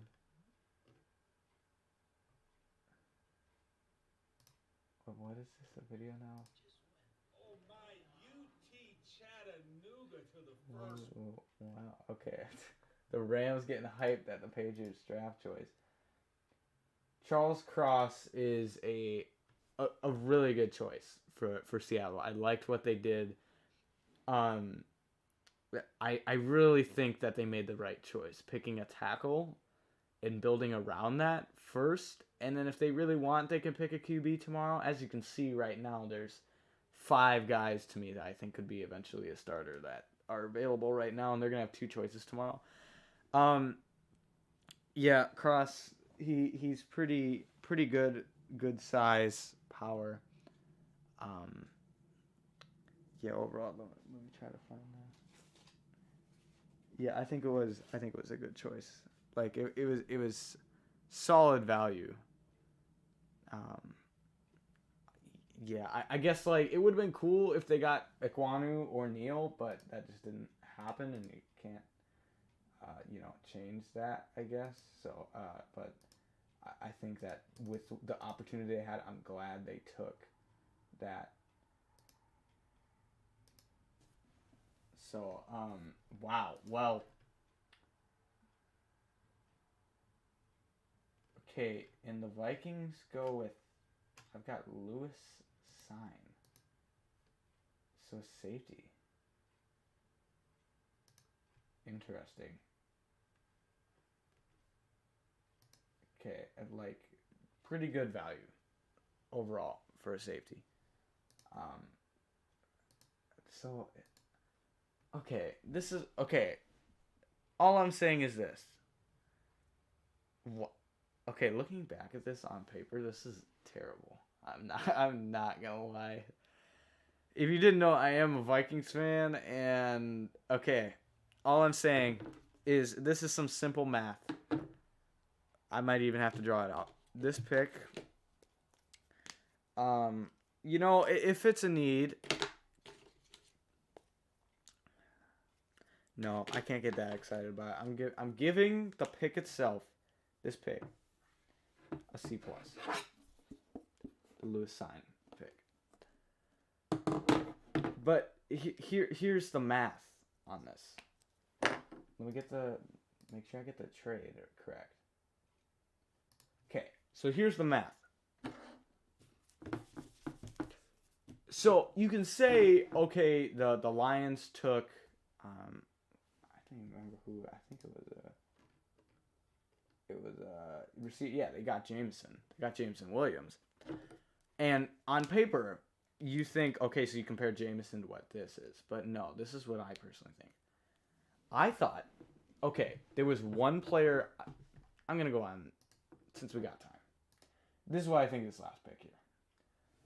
So the Vikings were at 12. And they had their choice of, to me, the only prospect that was a level above everybody else. That at that point, I was fine with them trading down, was Kyle Hamilton. And I kind of waved him off because I personally, watching last season, think Harrison Smith is still great. And Cameron Bynum, when given the opportunity after Xavier Woods left, played really, really well. I think he is a starting safety right now. So here's what it is you may think on paper you take whoever got picked, but no, I'm gonna say this: you have to somehow make it so that you have Kyle Hamilton. I'm writing this out, and then you have Lewis Sign, and then let's figure out what these other picks were. So you basically have to assume Kyle Hamilton, because that's who you passed up. You didn't pass up Jameson Williams because you weren't going to pick him, in my opinion. You're basically... Yeah, 46 is a high pick. Like I'm saying, I don't see a way that the Vikings win this. I don't see how Lewis Sign, 34 and 66... outweigh Kyle Hamilton, who potentially is going to be the best safety in the league. He could be. He has the best chance of almost anybody in this draft at eventually being the best at a position. And 46 too. It's not like all this for Kyle Hamilton might even be just like, okay, maybe reach that.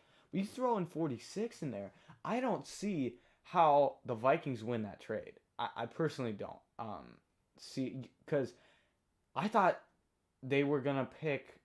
I thought safety was off the board for the Vikings, and it obviously wasn't because they picked one. So what I'm saying is, like, if you were going to take a safety anyways, you could have got Kyle Hamilton at 12. And heck, he got picked at, 15? We could have even moved back a few spots, and, So I'm saying I just don't think that makes sense. That I don't think Kyle Hamilton and 46 is... I think it's miles ahead of... unless this 34 pick becomes phenomenal, or maybe a steal at 66, I personally don't really understand that one. So, quite a way to end the draft. I just don't know about that math. It doesn't work out, in my opinion. But, quite a draft. So, to conclude, any thoughts of who won? If I were to run down the line, let's just... Let me just go to here. I want to talk about my best picks because I got time to kind of just... let's enter and see what happens. So, okay. So, if I were to have, right now, my biggest winners, I'm just going to kind of write on this. And then our biggest losers. So, the Jags recovered themselves getting Devin Lloyd. So, that kind of cancels out. I think the Jets came out as massive winners. They got Sauce, they got Garrett Wilson, and Jermaine Johnson. That is a haul. Now, the biggest winner, in my opinion, of the draft was the New York Giants. They ended up getting Thibodeau and Evan Neal. And, I thought originally they were just going to get one of the tackles. So that was phenomenal. I do think the Seahawks had a win with getting Cross there. The Ravens absolutely nailed this draft. I think that those would be my top 3 winners from tonight's draft. Let's go down. Okay, so I thought the Washington pick was a little bit of a reach. I think the Steelers lost. I don't like the Pickett pick, but they aren't as bad. I think the Packers might have been the biggest L. And I'm not going to doubt the Patriots. And then I'd say that last pick kind of comes down to a tie to me for that last, like... okay, so this is what I'm saying, basically how I would mock it up. Yeah, the Giants went absolutely nuts. So this is what I'm saying. These are my top 3 for each side. I think on the winners, you look at the Giants, and they absolutely destroyed the draft. They'd be my number 1. They were able to get Thibodeau and Evan Neal. I thought they were just going to get... I said it live as the pick was happening. They needed Evan Neal more, but the better value is to get on Thibodeau, because then you can still pick Icky or Evan Neal, and they were able to. And that would have been a win if they still got Charles Cross and they got Evan Neal too. So that's a massive win. The Jets getting 3 players, really impressive. That's a win. And the Ravens just do what they always do, and they pick the best player available, and that worked out 2 times in a row. So love that. The losers, I just don't like the Kenny Pickett pick, but it's not terrible. I'd say the Packers, to me, by far took the biggest L. I didn't love their choices. And then the Jahan Dotson pick was a bit of a reach, but like I can kind of see where they're coming from. And then the Vikes, the pick was not bad. It's the value on the trade, and I think you see that in the first GM's run at the draft, and I think that's what we kind of saw. So those are my winners and losers from tonight. I'll be updating for the stream. We'll be back live tomorrow. I believe it starts at 6 tomorrow. I think it starts an hour earlier. So we'll be live an hour earlier, and